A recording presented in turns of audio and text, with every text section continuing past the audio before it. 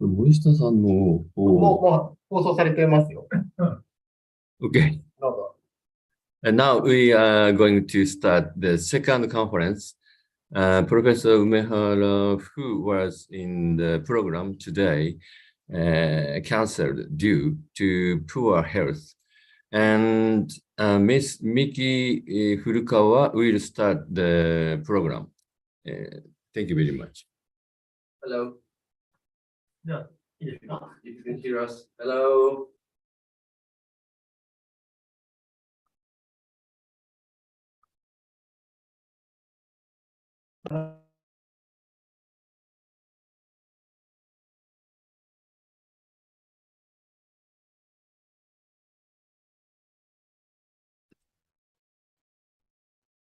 皆さん、こんにちは。はじめまして。古川美希と申します。ちょっと自己紹介をさせていただくと、東京芸術大学の先端芸術表現専攻でアートを介したコミュニケーションを研究中です。今は修士2年を休学しており、実はメキシコに今滞在中です。今回は電波の影響などがちょっと不安だったので、動画にて発表をさせていただきたいと思います。はい、よろしくお願いします。今回の発表では、2021年からInCASTに参加させていただいている私が、芸術、科学、コミュニケーションをテーマに、2021年のInCASTから現在に至るまでの作品の変遷について、また、今回発表させていただく新作も交えながら、お話できたらなと思っております。では、こちらのスライドをご覧ください。見えていますでしょうか。スライド。はい。こちらですね。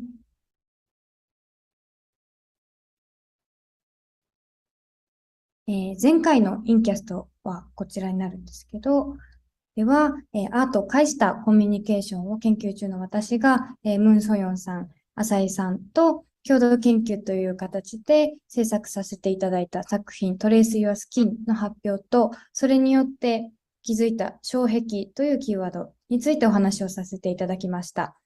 私自身約3年前から、ガラスや透明な板の内側と外側で同時に絵を描くプロジェクト、コミュニケーションペイントと名付けたものを行っています。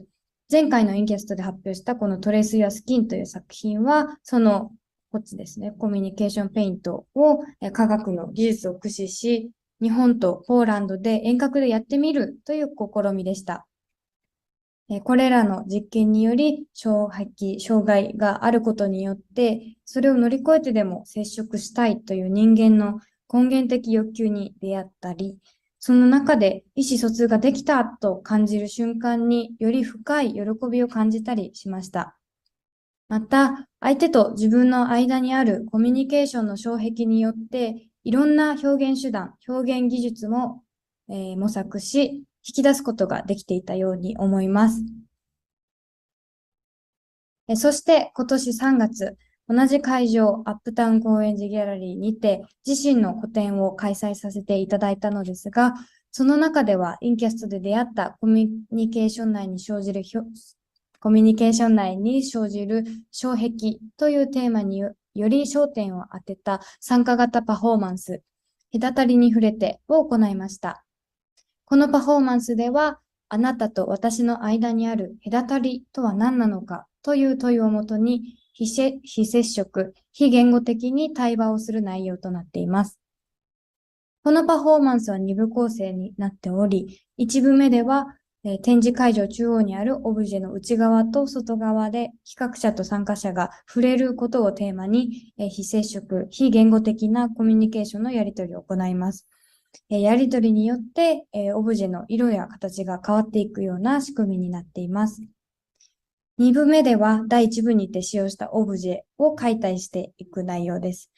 それまで会議中では見ることができなかったオブジェの内側のドローイングや、その中にいた私が、公開されます。隔たりとは何でしょう。それは、名前、国籍、性別など、あなたと私が別の生き物であるという情報のことかもしれません。あるいは考え方や見方の違い、住んでいる場所の距離の長さ、あなたと一緒に過ごさなかった時間の長さかもしれません。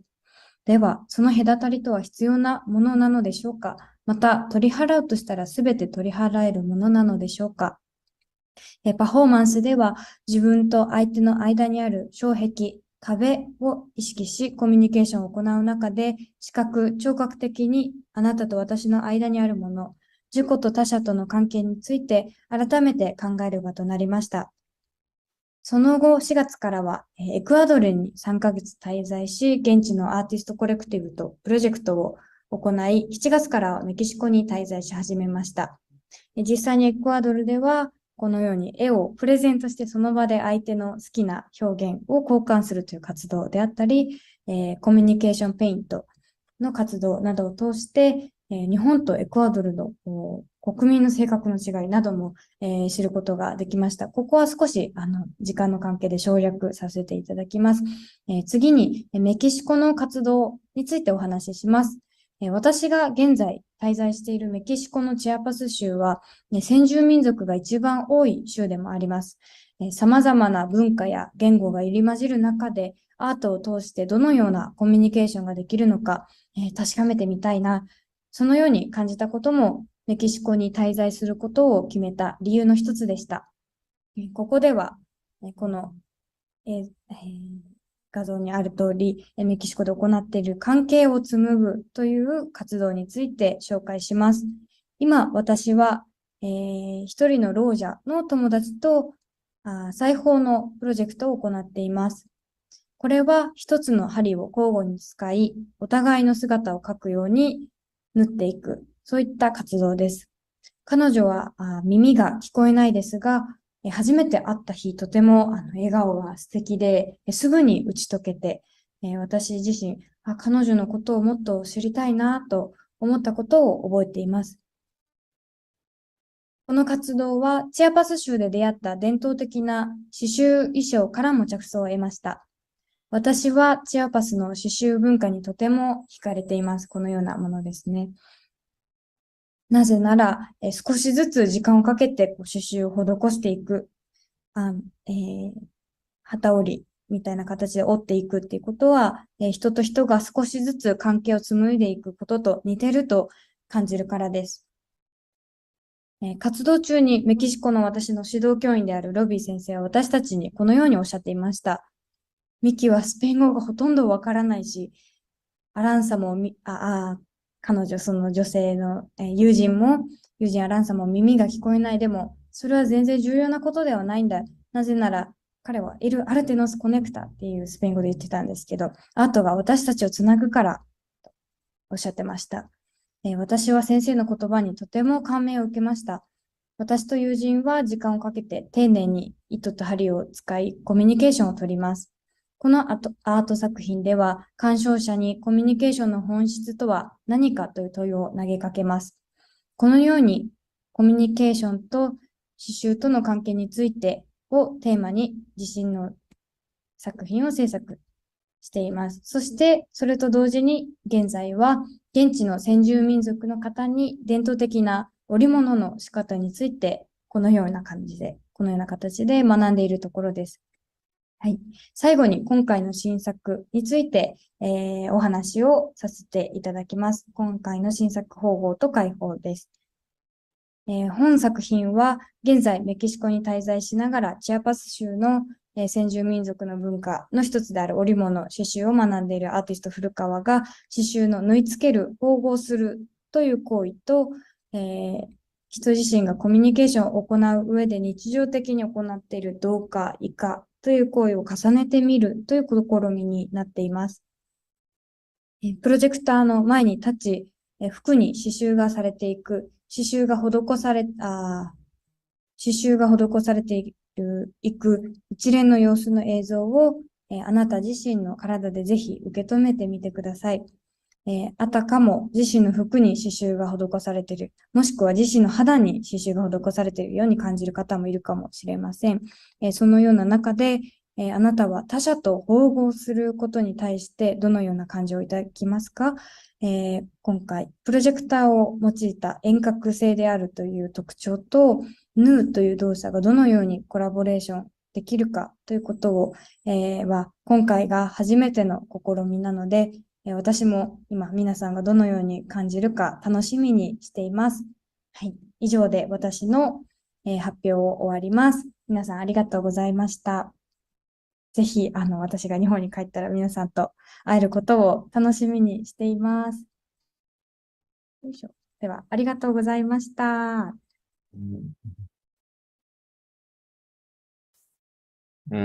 So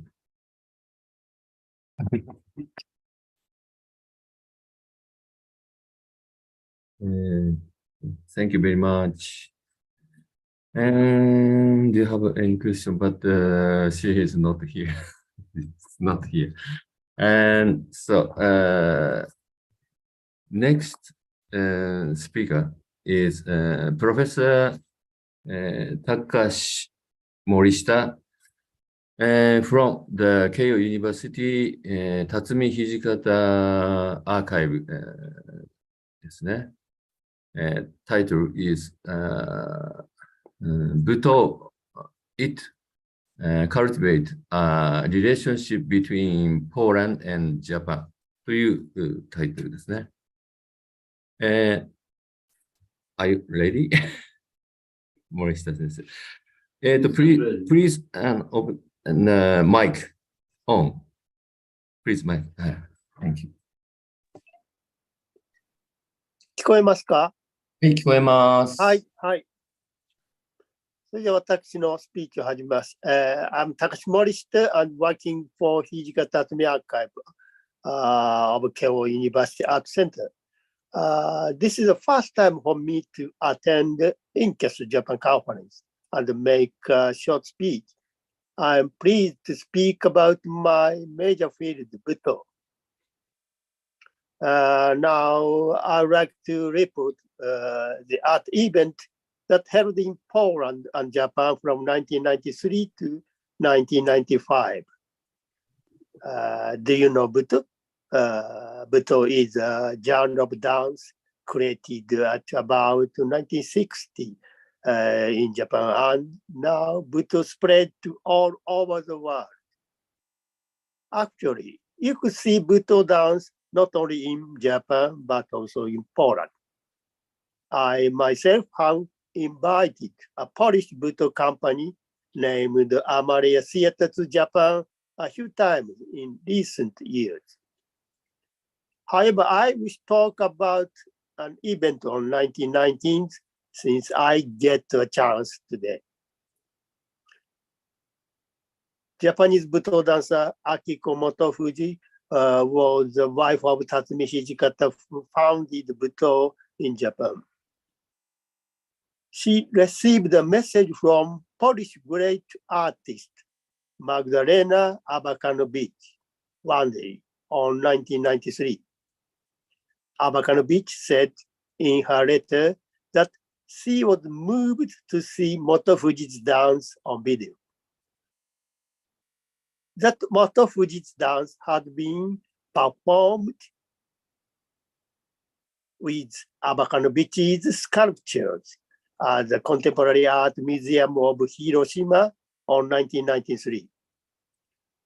Abakanowicz's sculpture works named Hiroshima that shaped human bodies have been installed in the open air at the museum. Motofuji was shocked to see the Abakanowicz works and decided to dance with them at the open air.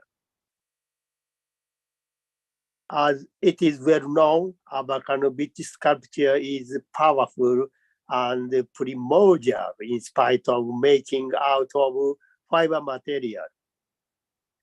Motofuji discovered the dignity of human beings and the eternity life in Abakanowicz's works. I think Motofuji recognized the homogeneity of Buto and Abakanowicz's sculpture. On the other hand, Abakanowicz sympathized with Motofuji's dance work, which expressed the hymn of life. Motofuji, in response to the proposal of Abakanobichi, decided to make a Buto work directed by them after they had been exchanging the letters for 1 year. Thus now Buto piece named Letters to Abakanobichi was disclosed at Asbestos Fall in Tokyo as a part of Poland Art Festival held in Tokyo on 1994. Only male dancers were performed, covered their faces completed with black cloths on the stage at Asbestos Fall. We could know easily Motofuji's dancers were anonymous after the model of Abakanobichi's sculpture. And Abakanobichi was invited to Hiroshima for the memorial exhibition of Hiroshima atomic bomb at the Contemporary Art Museum of Hiroshima on July 1995. Abakanobichi and Motofuji finally met together at that time in Hiroshima. The Buto work, Letters to Abakanobichi, Bodies in Silence, was performed again as the opening event of the memorial exhibition. The interaction of Abakanobichi and Motofuji through Buto was not finished. The Buto performance was held as a new version named Alteration of Alterations at the Park Agricola adjoining the Center for Contemporary Art Ujazdowski Castle in Warsaw. Of course, this Buto work was directed by Japanese Buto dancer Motofuji and Polish sculptor Abakanobichi too, and performed by 10 Japanese dancers and 40 Polish dancers. Both of Polish artist Abakanobichi and Japanese artist Motofuji had been giving a deep look at the tragic fate in Poland and in Japan during World War II. This performance became a memorial not only in the history of Buto, but also in cultural exchange across the sea. Motofuji passed away on 2003, and Abakanobichi passed away on 2017. However, the work made by Motofuji and Abakanobichi remained undefeated in our memory even now. Although the young generation don't know this interaction between Abakanobichi, Motofuji, and Buto pieces related to Abakanobichi. So I anchor a repeat performance of Letters to Abakanobichi of Motofuji next year, 2023. It reminds us of the concentration camp in Poland and the atomic bomb in Hiroshima. And it will be an opportunity to appeal for the dignity of human beings and hymn of life, as both of Abakanobichi and Motofuji had been praying through their artworks. That is all from my presentation. Thank you so much.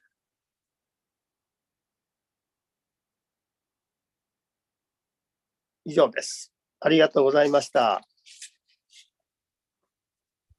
Thank you.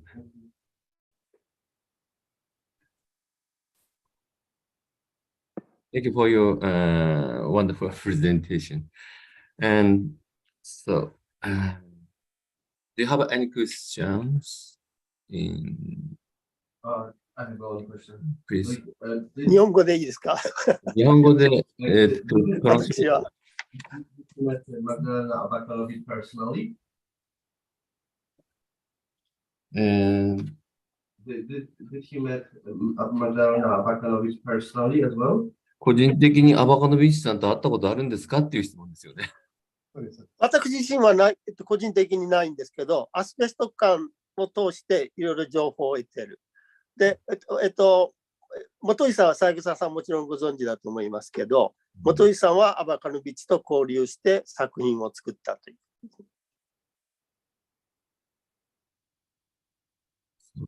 He did not direct about he met beer friend 何さんでしたっけ？元藤さんって何なの？土方辰巳の奥さんですね。元藤、Miss 元藤。Yes. Miss 元藤。Beer, yeah, mutual friend. Yeah. で、アスベスト館のダンサーたちがポーランドに行って講演をした。He's from my city, so I'm very proud. Yeah. アスベストで、日本のダンサーたちがね。ポズナイ Yes, yes. She's from Poznań. She's from Poznań. She was a professor in the University of Art in Poznań. She was a professor there for 15 years. Yeah. ポズナに行って今ここに来てるそのプロフェッサーたちがいる、町があるんですけど、はい。そこで本藤さんが講演をもうしてるそうです。ああ、そうですか。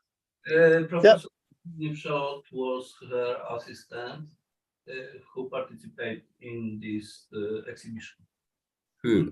Professor's name is Nipshot. Oh, So complicated. so complicated for me.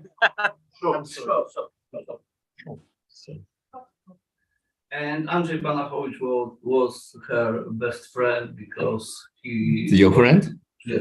Andrzej Banachowicz participated in this exhibition. He was her best friend. Okay. About her, like he got on the main square in Los Angeles. She got her sculpture on the main square. So she's a big person. Right. And great artist. ロサンゼルス。ロサンゼルスに彫刻あ、その作家がね、そのプロフェッサーが。ってことですね。じゃあ、そういうところで、他にいいですか？はい。Yeah. So what is the schedule? Yes, まあ、たっぷりありますけど。Somebody have a card? あ、森下先生。You can check online. はい。あ、そう、アフターね。そう。あ、森下先生、どうもありがとうございました。はい、どうも、お松でした。はい、どうも、ありがとうございます。So, and next, ready next one っていうのが、私です。じゃあ、私の流してもらっていいですか？イントロ。ああ、はいはい。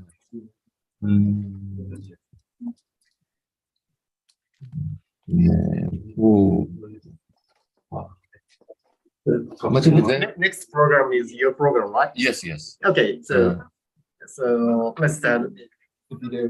Please. This is my InCAST Tokyo 22. I would like to begin with Saigosa's presentation.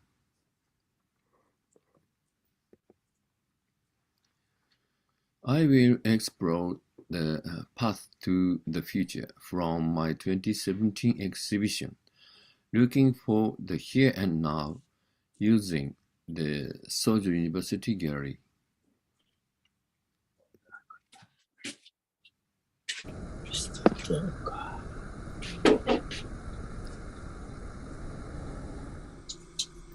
This video shows an overview of the exhibition.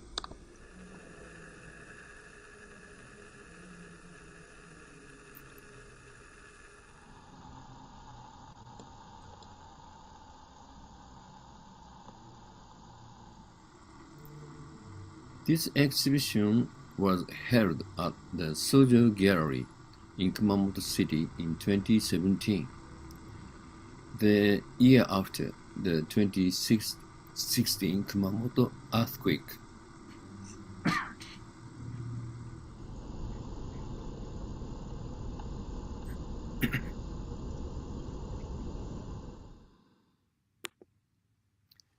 The title of this presentation is Looking for Here and Now.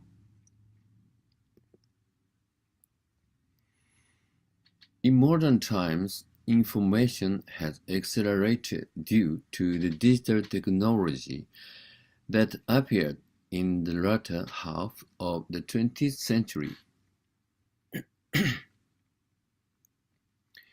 We live in a meta-reality that appears on screens such as smartphones and personal computers, instead of the reality that we have felt with our five senses.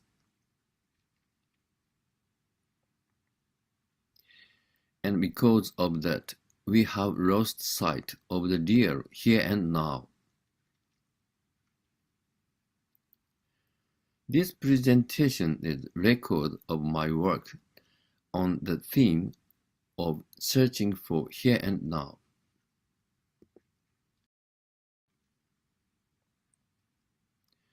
We usually make works and exhibit them in galleries and museums. Because such exhibition halls exist in this society from the beginning. However, of course, there are works that exist only in specific places and cannot be exhibited at the exhibition hall. It's a site-specific piece.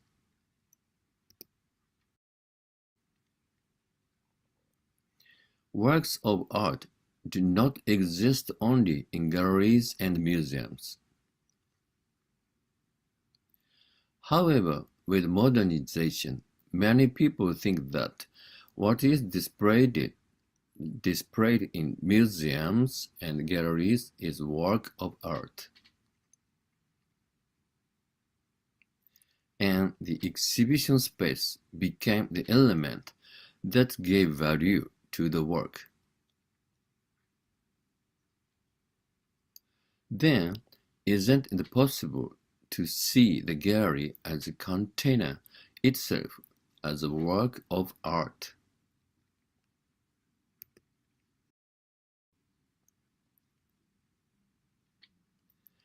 Art that incorporates the place of exhibition into its expression is called an installation. This work exists only in a specific place called Sojo Gallery. It is a completed site-specific installation work.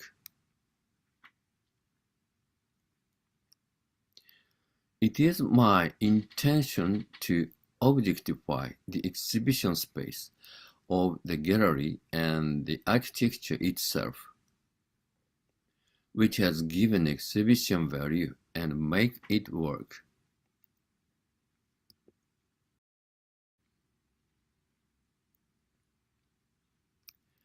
This work is gallery space that has become a system by modernizing it.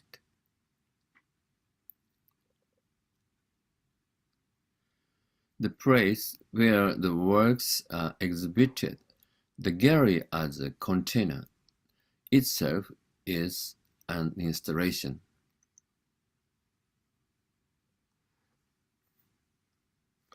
It is an intention to objectify architecture that gives exhibition value, such as galleries and museums. In other words, it is a work that does not exist in space.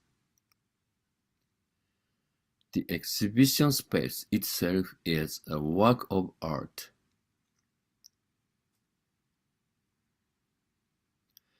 It is an allegory that is useless on its own and points to something else.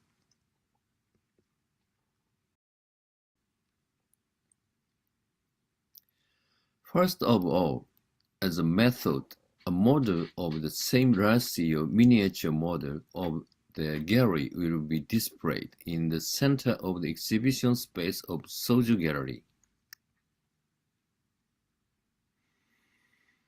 There is a model of the same ratio miniature model in the model. In terms of theater, it has a nested structure like a play within a play.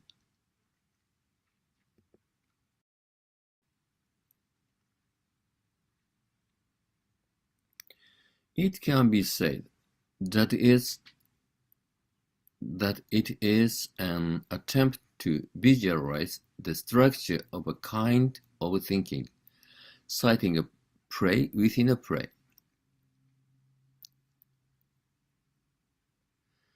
This method is a play structure favored by Shakespeare in the Renaissance period and Shuji Terama in underground theater in the 1960s.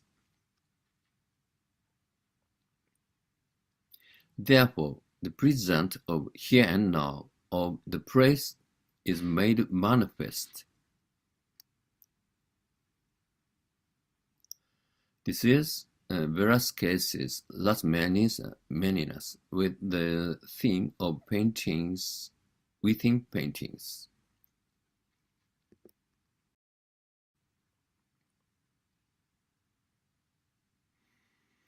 The search for here and now, the theme of the exhibition leads to the idea of the world theater of Baroque theater from the late 16th century to the 17th century.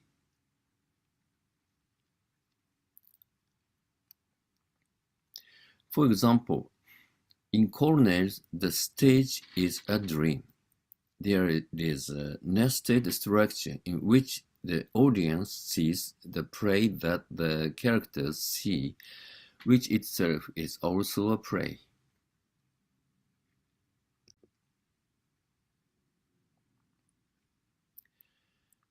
The upper theater of Shakespeare's works is the Grove Theater, equal Earth Theater.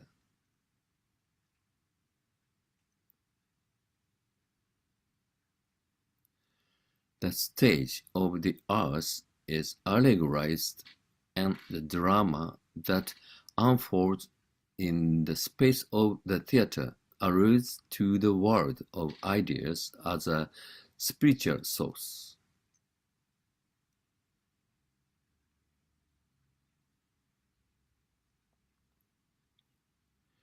With the idea of placing human beings as a microcosm that corresponds to this macrocosm, the expression that goes to the root is in the here and now, and realizes the present through the play within the play. In other words, the theater is an allegory.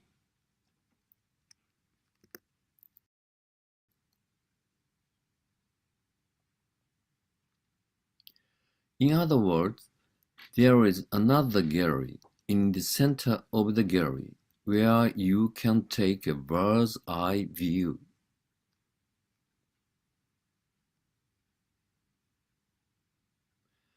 From there, a hierarchy of consciousness is born, and the consciousness that looks into the place where you are conscious of the higher self that is being looked into. Through climbing and descending this ladder of consciousness, we look at our here and now.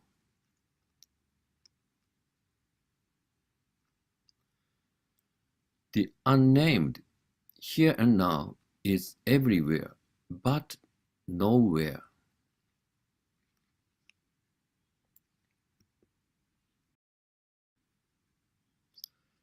This gallery model is an allegory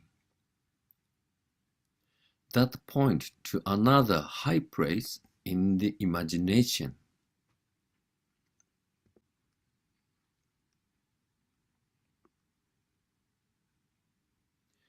By looking at the dramatic display within the play, we are connected to the root of Walter Benjamin's concept of time.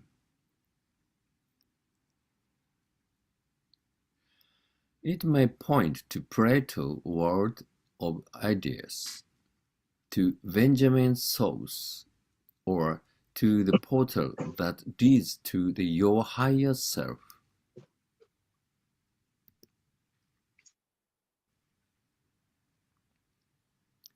It is meaningful to hold this exhibition in the present age.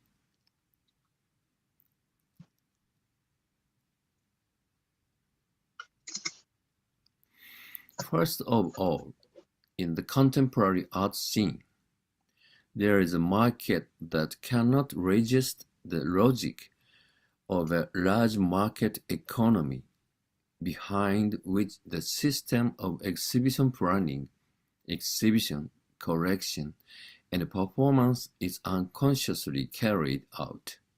新宿から町田小田急線。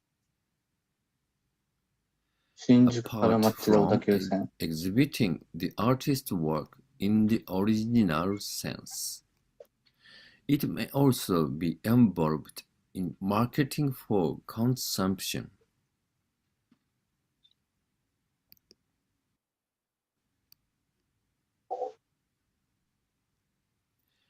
Under such condition, this exhibition attempts to create and visualize the gallery itself, which creates the exhibition value of the works.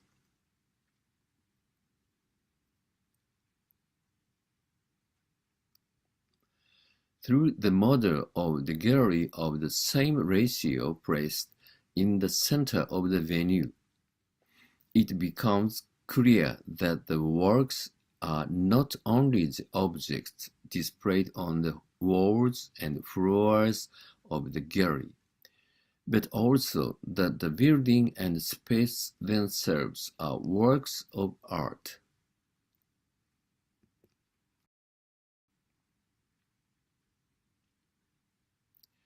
Through this exhibition, the viewer who witnesses here and now will be awakened to the question, where did we come from and where are we going?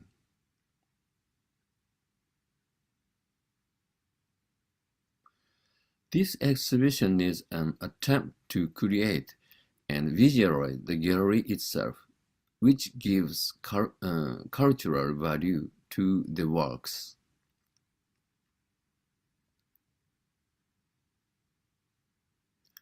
In this nested exhibition space, the viewer becomes a character who searches for the here and now of the script of contemporary culture.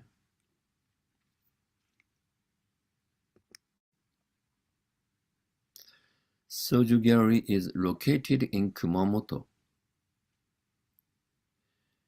Coming of age ceremony commemorative photo was taken in front of Kumamoto Castle, which was destroyed by the Kumamoto earthquake.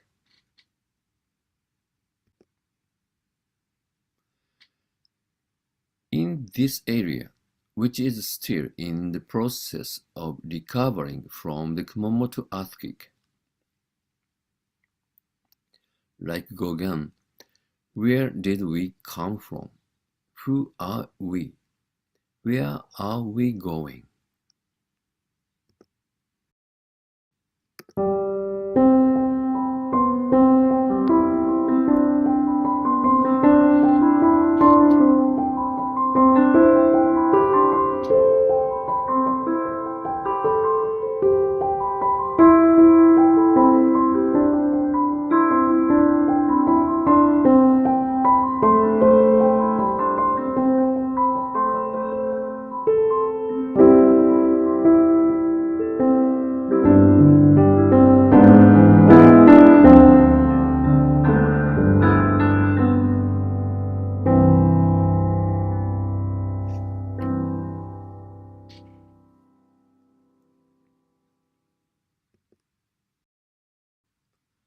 This concludes my presentation. Thank you for your attention.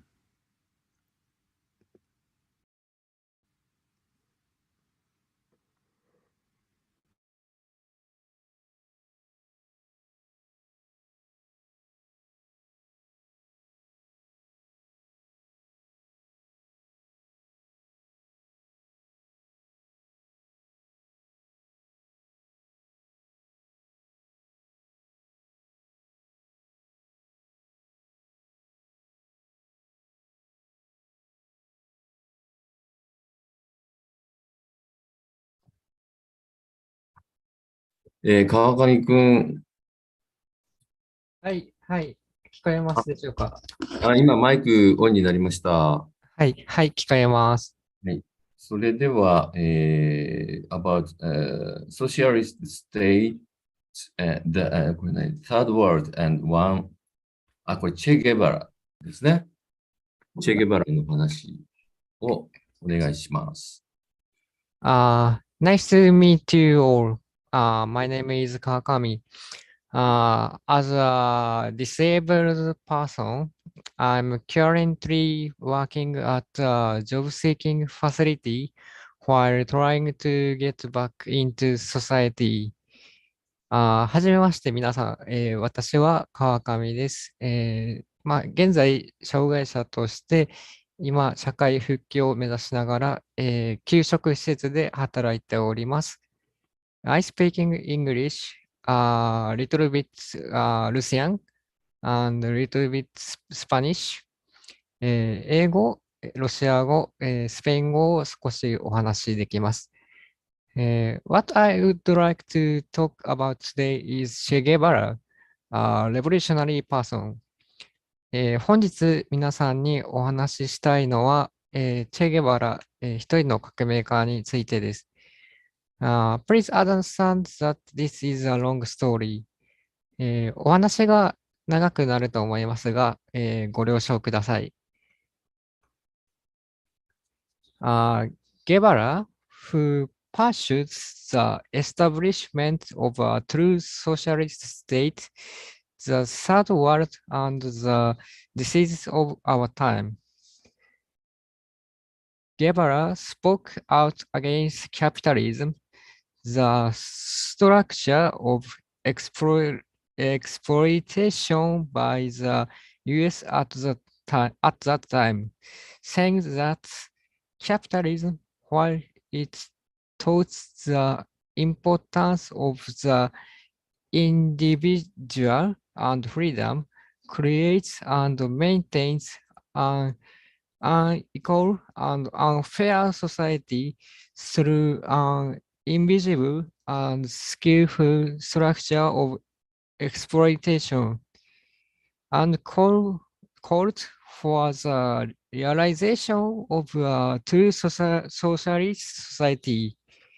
ゲバラは当時のアメリカによる搾取の構造である資本主義に対して、資本主義は個人と自由の大切さを謳うその陰で目に見えない巧みな、搾取の構造によって、不平等、不公平な、格差社会を作り維持しているとし、真の社会主義、社会の実現を訴えました。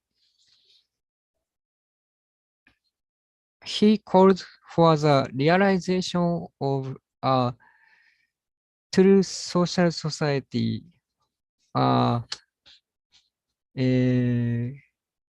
そのためには、国民一人一人の変化、教育が必要であると同時に、経済システムの変化が同時に行われることが絶対条件であるとしました。On December 1964, at the United Nations General Assembly in New York, Guevara delivered a powerful critiques of capitalism, including that of the United States. 1964年12月11日のニューヨークにおける国連総会では、アメリカをはじめとする資本主義を強烈に批判しました。Guevara's spirit of pursuing the establishment of a true socialist state led him to criticize the Soviet Union and the People's Republic of China, which are socialist countries at that time, well as US imperialism. ゲバラの、真の社会主義国家の自立を追い求める精神は、当時の社会主義国であった、ソビエトや、中華人民共和国も、アメリカの帝国主義と同じであると批判するまでに至ります。Then, on February 24, 1965, at the Second Asian African Economic Conference in Algeria, Guevara openly criticized the Soviet Union. そして1965年2月24日、アルジェで、開かれた第2回、アジア・アフリカ経済会議において、ゲバラは公然とソビエトを、批判しました。As a result, Cuba's representative Fidel Castro was forced to remove Guevara from a key position by Soviets who were then in violent confrontation with the United States and were necessity for Cuba. その結果、キューバの代表であった、フィデル・カストロは、当時アメリカと、激しく対峙していたキューバにとって、必要な存在であった、ソビエトから、ゲバラを主要なポジションから外すことを、迫られて、しまいますと。Concerned about Castro and Cuba, Guevara gave Castro a farewell letter to April 1, 1964, telling him to make it public when he died and left Cuba in secret the next day. 1964年、カストロや、キューバのことを案じたゲバラは、カストロに別れの手紙を渡し、自分が死んだら公表してほしいと伝え、翌日、秘密裏にキューバを去ります。Then, in Bolivia, his last stop, he was captured and shot dead by Bolivian guerrilla fighters who betrayed him and the United States CIA-backed Bolivian army. そして最後の地となるボリビアでアメリカの CIA の最後の地となるボリビアでアメリカの CIA の援助を受けたボリビア軍と裏切ったゲリラ隊員に捕まり射殺されました。He was 39 years old. 彼は39歳でした。What Guevara's last moment means? ゲバラ最後の瞬間が意味するもの。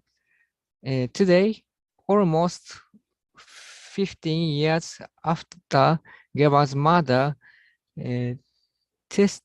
testimonies from those who are involved in his murder are coming to light one after another. ゲバラ殺害から約50年が経った本日、彼の殺害に関わった人たちの証言が次々と明らかになってきています。A woman named Julia Cortez, a former teacher in village of Higuera, who claims to have had the last conversation with Guevara, realized during her talk with captive Guevara that he was not the crude man she had been told by the Bolivian soldiers. 彼と最後に会話を交わしたというイゲラ村元教師のフリア・コルテスという女性は、囚われのゲバラと話すうちに、ゲバラがボリビア軍の兵士から聞かされていたような粗悪な人間ではないということに気づきます。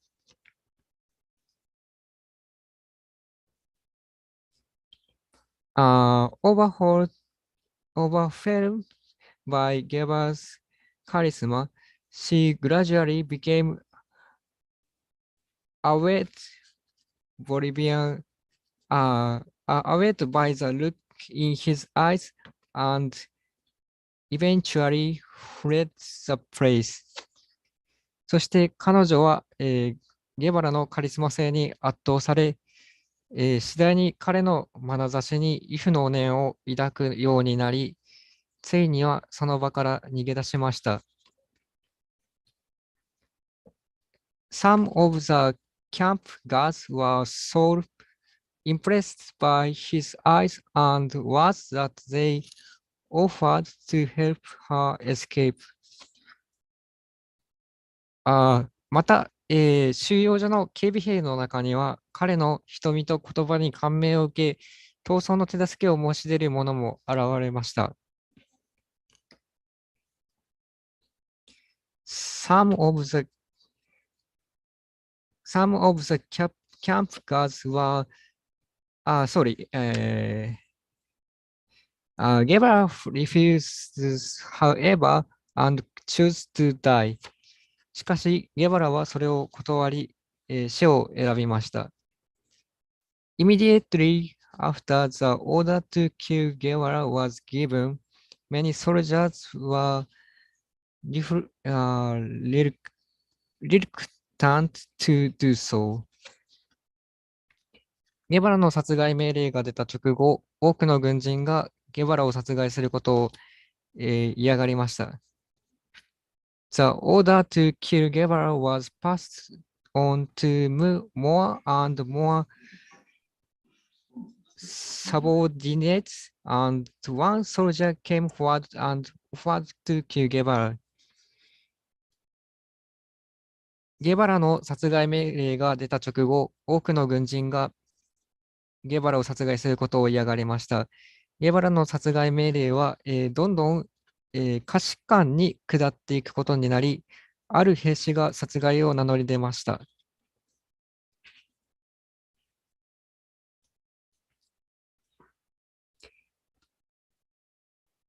The subordinates and one soldier came forward and offered to kill Guevara. The soldier who had been drinking and paralyzing himself became nauseous when approached by Guevara, and in a terrible struggle shot him dead. その兵士は、お酒を飲んで自身を麻痺させ、ゲバラに近づくと吐き気を催し、凄まじい葛藤の中で彼を射殺することになります。In a subsequent interview about the murder of Che Guevara, Colonel Ayola, former head of the Ranger Corps, recalls that when he regards the news of Guevara's murder, he asked back, "What?" General Gary Pratt, who led the Bolivian army, said, "When I heard the news of Guevara's murder, I stopped breathing." チェ・ゲバラの殺害に関するその後のインタビューにおいて、元レンジャー部隊隊長の、アヨロア大佐は、ゲバラ殺害の方を聞き、思わず、なんだってと聞き返しましたと実返しております。ボリビア軍を率いていたガリー・プラード将軍に至っては、ゲバラ殺害の方を聞いたとき、息が止まった。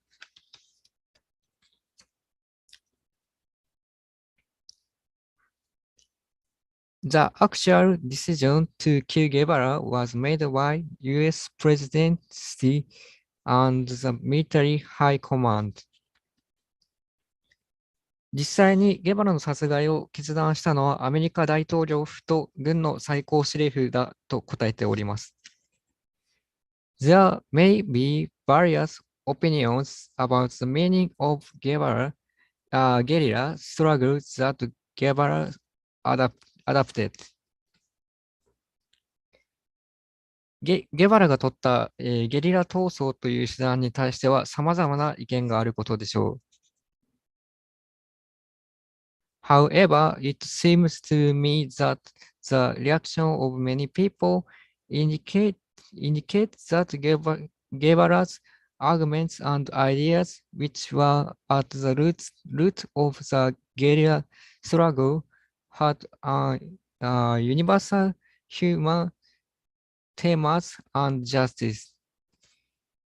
しかし、ゲリラ闘争の根底にあった、ゲバラの主張や主張には、人としての普遍的なテーマがあり、正義があったことが多くの人々の反応から伺い知れるように私には思えるのです。Some people may be critical of Guevara as narcissistic, egoistic, idealistic, self-righteous, and so on. 人によってはゲバラに対して自己陶酔、自己主義者、理想主義者、独りよがりなどと批判的に感じられる方もおられると思います。In particular, I think that some people may feel a sense of rejection towards the means of guerrilla struggles because of his vehemence and violence. 特に彼のゲリラ闘争という手段に対しては、彼の苛烈さや暴力性を感じ、拒絶感を感じる人もいるのではないかと思います。In fact, there are various evaluations of Guevara.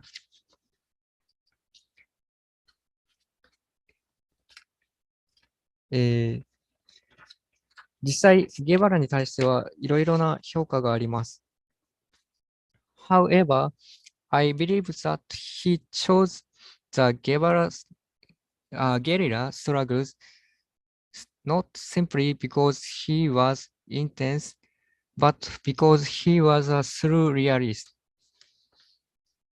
しかし、彼がゲリラ闘争を選んだのは、彼が単に激しかったからではなく、徹底した現実主義者であったからだと私は思います。His realist spirit can be seen in the way he sincerely confronted issues that people intended to turn away from during his travels as a young man. また、社会的弱者に対する彼の行いは、すいません。しかし彼が、ゲリラ闘争を選んだのは彼が単に激しかったからではなく、徹底した、現実主義者だったからだと私は思います。彼のリアリスト精神は、青年の頃の彼の旅において人々が目を背けがちな事柄に真摯に向き合っていた姿に強く伺い知ることができます。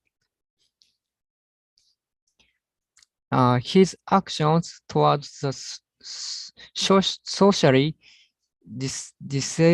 disabled strongly suggest his love for his actions towards the socially disadvantaged strongly suggest his love for humanity. あと3分です。すいません。また、社会的弱者に対する彼の行いは、人間への愛を強く感じさせます。ここで勘違いしてはいけないのは、彼は人間個人に対しては厳しかったということです。In his arguments of the establishment of a true socialist state, what is most impressive is his attitude of forcing each process a vanguard core principles that emphasize the abilities of individuals。ここで勘違いしてはいけないのは、彼は人間個人に対しては厳しかったということです。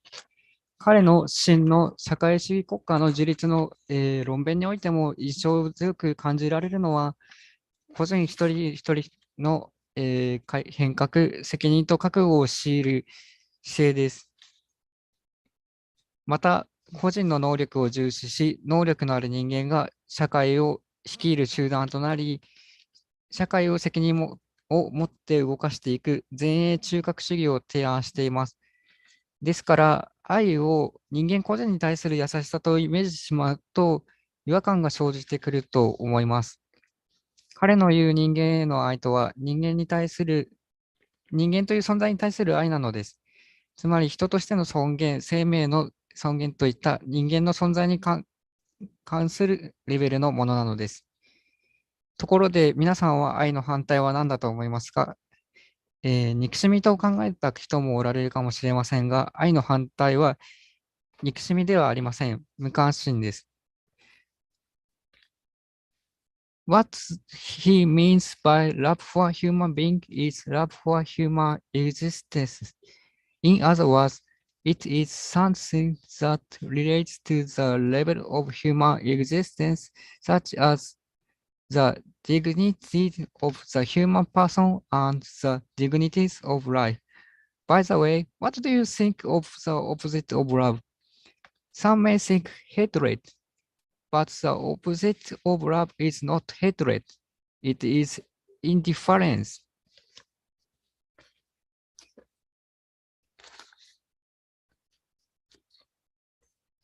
学校におけるいじめにしろ、組織におけるパワーハランスメントにしろ、虐待、自傷行為、トラウマなど、多くの心の病を生んでいる環境には、チェゲバラが大切にしたこれらの根源的で普遍的な大切な要素が欠けていることが多いのです。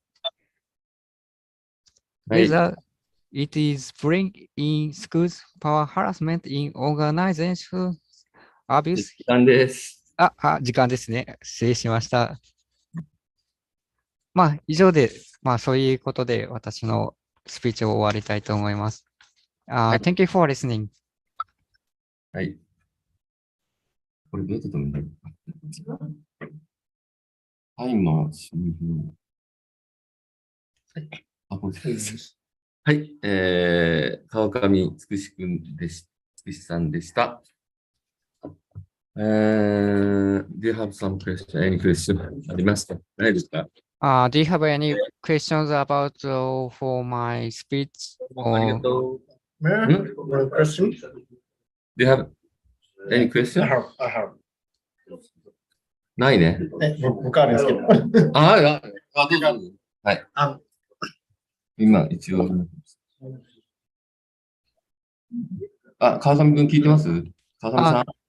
どうも、ギネスキャップをしている鈴木です。I'm Satoshi Suzuki. I'm technical staff for InCAST. And I'm just curious, but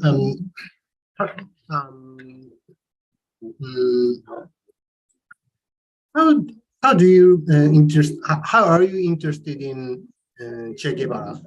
チェゲバラに興味持ったのってどういったきっかけでしたか？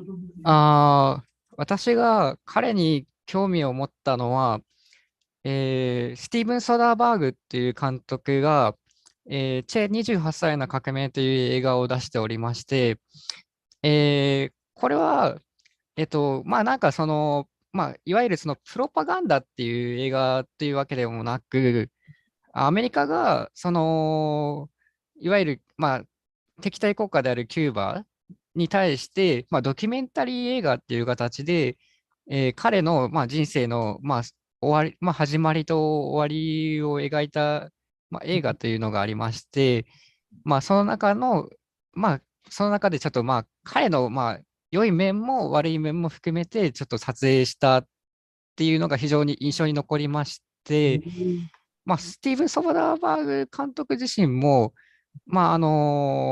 アメリカ人ですし、支援しているベニチョ・デルトロさんっていう方も、アメリカ生まれなので、キューバのチェゲバラが取った行動に対しては非常にすごく、憎悪を抱いているっていう、まあ、抱いていたっていう人だったんですけれども、風景が深いですよね。うんうん、そうですね。まあ、はい。まあ、彼がちょっと、まあ、非常にちょっと、まあ、よく言えば革命家、悪く言えば殺人者っていう、まあ、面ですよね。やっぱりそこに対する、まあ、彼が、まあ、人間は平等であるべきだっていうのはすごく素晴らしいんだけれども、彼が取った行動っていうのはあくまでもゲリラ闘争っていう、まあ、連合赤軍に近い存在だったので、まあ、そこに対しては非常にまあ大きな、まあ、様々な意見があると思います。まあ、彼がまあまあ、素晴らしい人間だ、まあ、その圧政に対する、まあ、すごい、まあ、軍人であり政治家だっていう人もいれば、やはり彼は殺人者だし、独りよがりだという意見もあるのは、まあ、事実。私が、キューバ人の方々とお話しする機会があったんですけれども、すごく今でも二分されている面だと思います。ありがとうございます。なるほど。映画がきっかけです。そうですね。はい。はい。はい。まあ、あとは、実際にまあ、私自身が、まあ、たまたまFacebook とかでキューバ人の方々とお話しする機会があって、まあ、彼らは本当にどういうことを、ゲバラについてどう思ってるのみたいなことを話したときに、まあ、彼は素晴らしかったっていう人と、まあ、そうじゃないっていう人で、まあ、いまだにやっぱり意見がすごく二分されてるっていうことですよね。ね、そのあたりが関心ということですね。ありがとうございます。ありがとうございました。ありがとうございます。Okay. The next speaker is Professor, Professor, すいません。Mr. Kenji Daikoku. Are you ready? Are you ready? Next one, Ken. Okay. Hi.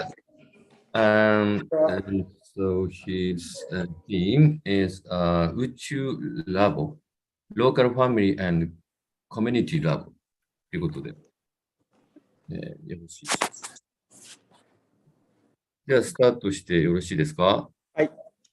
では、お願いします。はい。Nice to meet you. I'm Kenji Daikoku.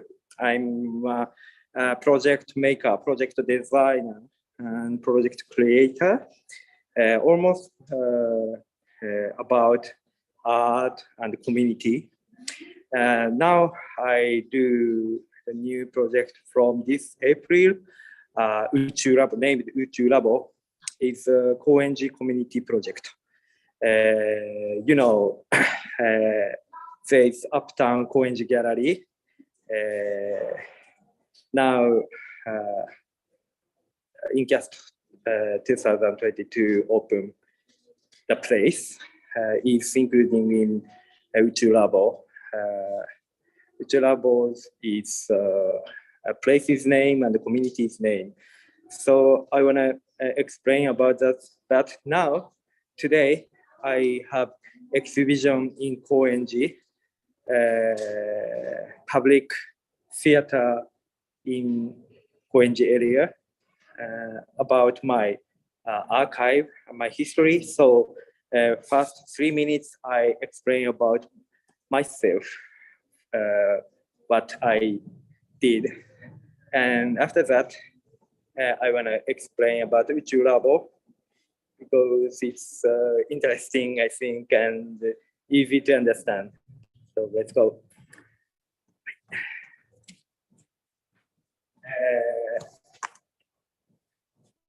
From 2008, I do the alternative space named Amp Cafe, like this space. It's a gallery and cafe and music space, so local people and street art, about artists, about relate on the street culture, come gather the people and do exhibition and party every night, about 8 years. And after that, I start Holo Garo Portogalo is like a Scotta gallery and the Scotta event. Empty space. I find empty space in Tokyo and do what we wanna do as art, either. And I do music, music band too. And after that, from 2015, I start the hotel project, art hotel project, and mural project in the Koenji. Like this, almost now 10 mural in Koenji, and Uptown Koenji Galleries wall is 2. Yeah, like this. I start by alternative independent movement in Japan from 2015. Nobody did like this project, but from that, increasing now the mural culture, and now I get offer from the developer and government.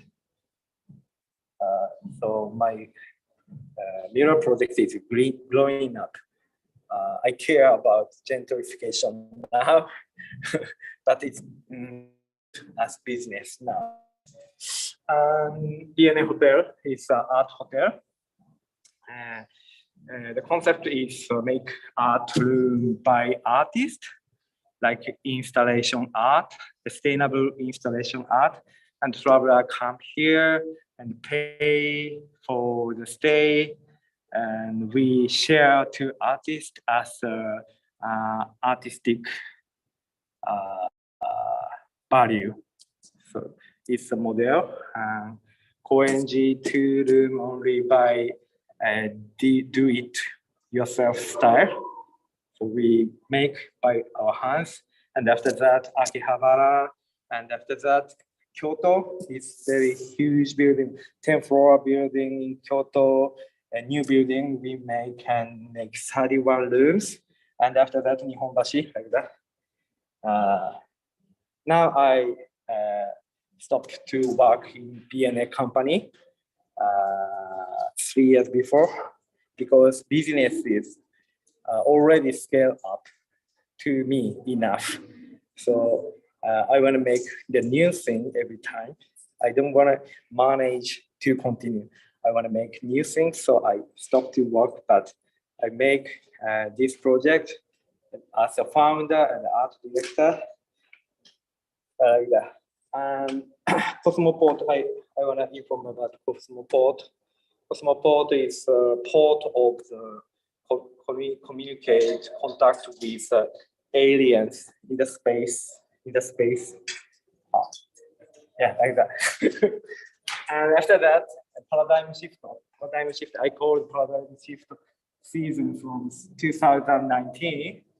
I stop every business project and live as a player, as an artist, as a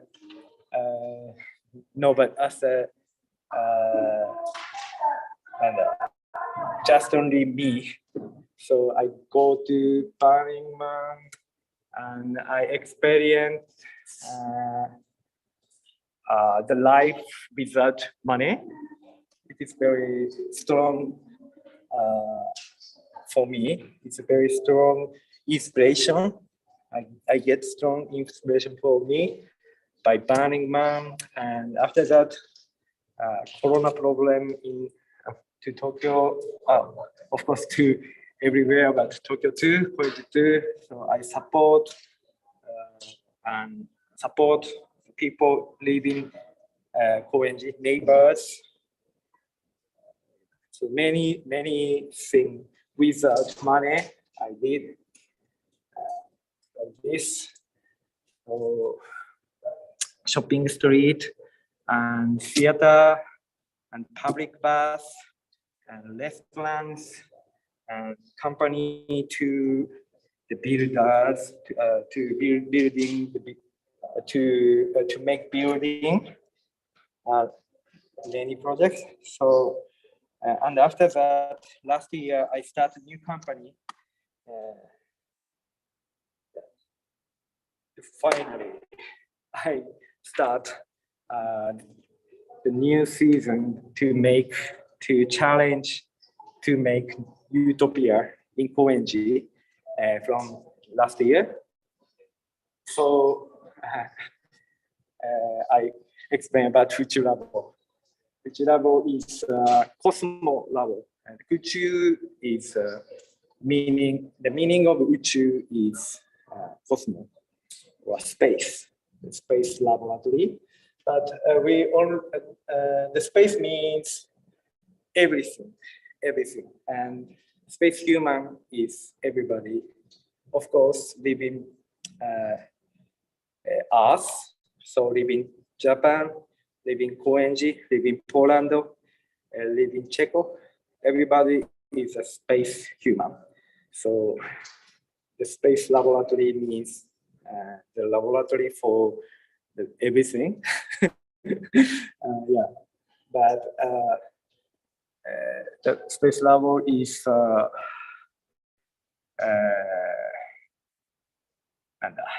community to make the new future lifestyle, and the place is named for that community. Okay, it's a space labo. This is a facility, the 5-floor building. The first floor is public space. The second floor is gallery. The third and the fourth floor is co-living dining kitchen, share living, share dining, share kitchen, and the residence space. So now 3 or 4 people stay in this place now, and underground there is a studio. The photo. This building is owner is Mr. Asai. It's organizer, one of the organizers of InCAST 2022. So Mr. Asai and me talk each other for 1 year, every week, one time, until during 1 year, start that project. The purpose of Space Labo, I explain about the purpose. One of the purpose is make local family. And we make the relation with neighbors like family or related by blood, but we don't connect with blood reality, but neighbors, we try to make the good relationship like a family with neighbors first. And second is laboratory for some study.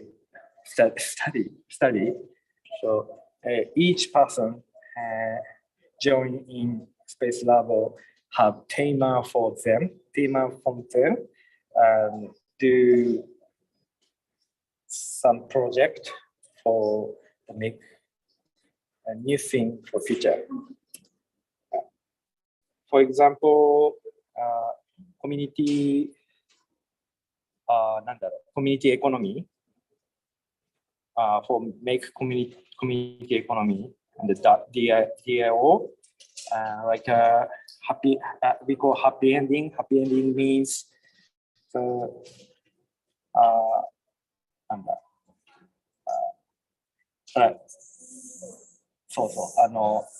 directly happy ending of the life.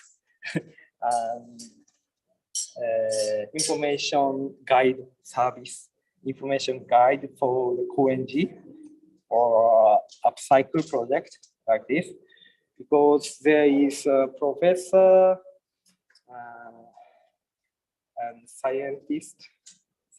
professor of the science and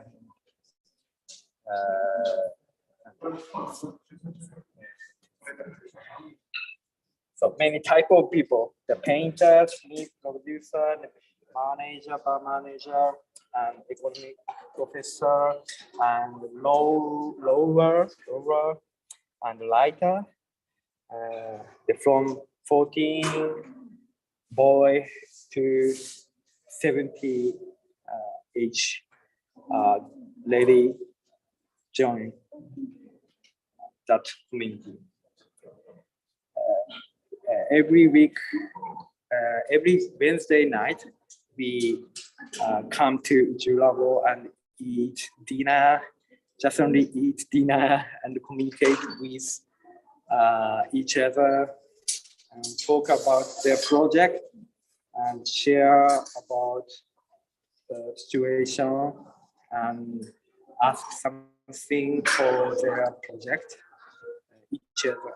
Everybody is a specialist, so sometimes we get the hint, sometimes get the answer. I think the most important thing is not system, not platform. To relate with good relation and kindness and lovely relation is the best way to make the new society and future. I hope so. So now, just now, from April to now, we try many things, but most important thing is eat dinner once a week, like this. And I set principle. It's a rule, like a rule for the join the community. Yeah, eight principle. Yeah, like this. It's はい、以上です。はい、ありがとうございました。Thank you so very much. Thank you very much. Do you have any question? Any question?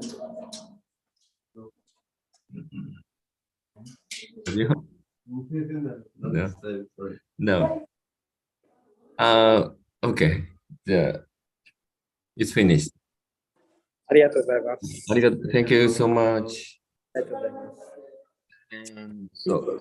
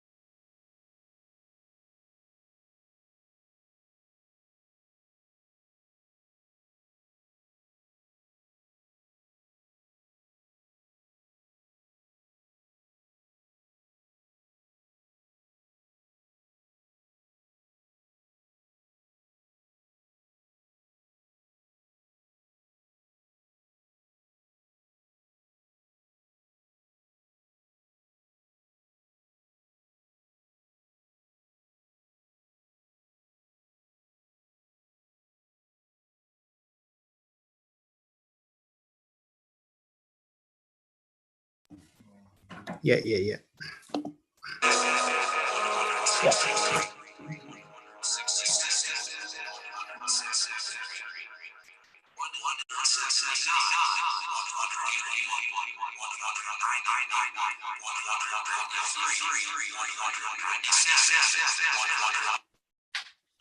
So this video was showing in the, oh, and another one, please. Yeah, yeah, yeah, of course. Showing Opawa, the gallery. Which one? And also downstairs, down here. This one? Okay. Yes. A little bit No, this one. Another one, please. No, this one. No, this one? No, this one. Next one? Oh, sorry. Yeah. Oh, wait a minute. Down.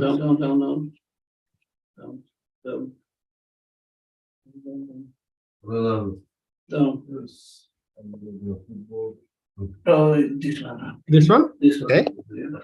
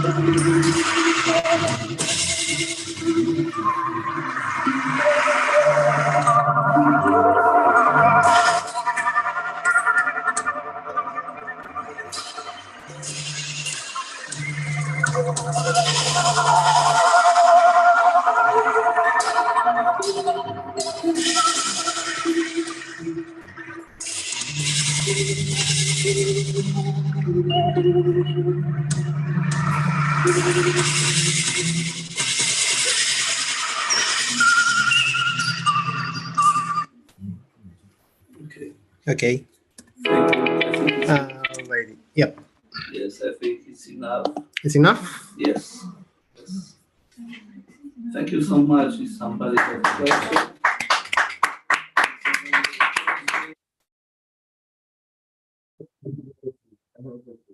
What was the inspiration to do that? Woman. Still woman. My mom? Yes, your mother. And of course, it's a story about cosmology and about water, about women, everything, and about our life. Yes.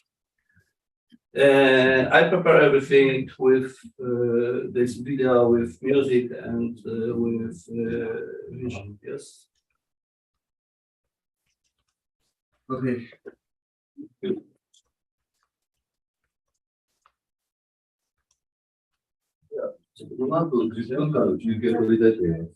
Thank you so much. We have rest time. Okay, rest time. Okay, 10 minutes. Okay. We'll have 10 minutes break.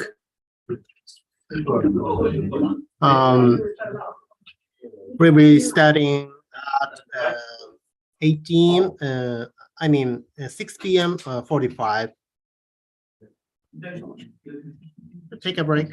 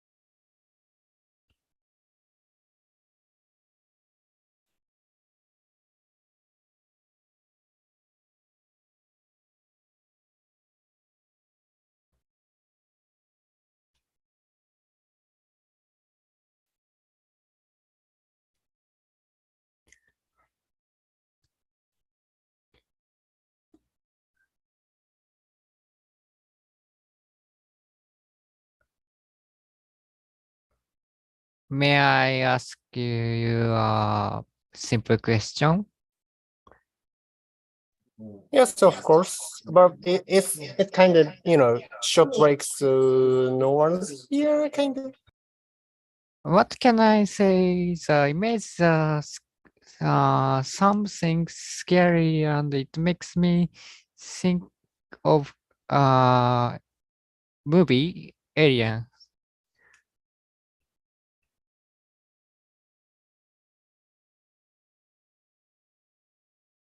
What it means, woman's image. What do you want to tell by woman images?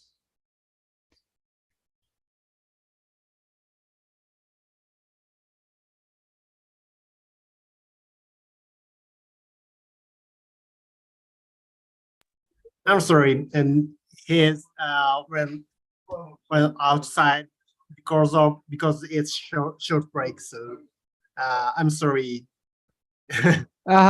Okay. telling. Okay. いやちょっと出ちゃいました。二次進行が曖昧ですいません。いえ。はい。ちょっとお休みです。はい。はい。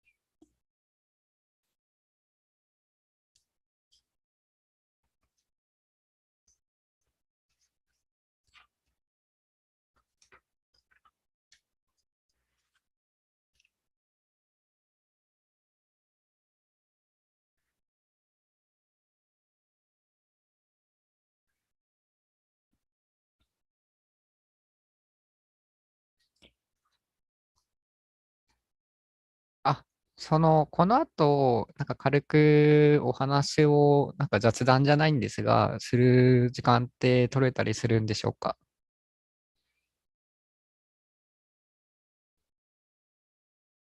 ちょっとそこの発表者さん次第なので、ちょっと確約で聞かねます。ごめんなさい。了解しました。はい。たら、もしかしたらという感じになりそうです。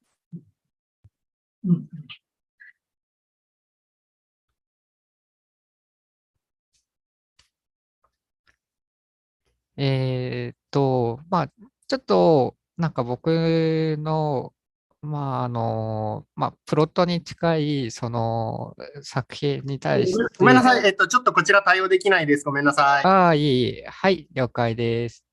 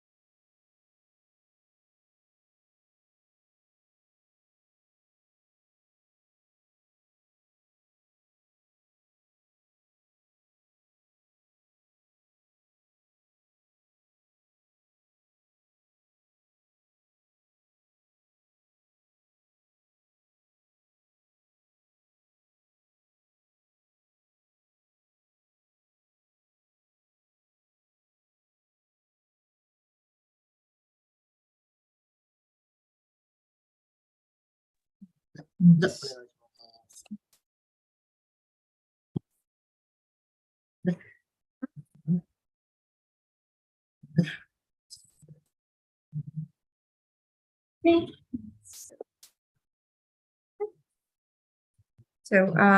we'd like to welcome everyone back after the break. And the first speakers after the break will be me, Weronika Zindziulewicz, and Karolina Kaleta. And we would like to present a presentation about the psychology and physiology of the perception of geometric shapes, especially regarding design. So the first question we'd like to answer is, what actually is a shape? So a shape, by the definition, is a figure. A shape or a figure is a graphical representation of an object or its external boundary, outline or external surface, as opposed to other properties of objects like color or texture or material type.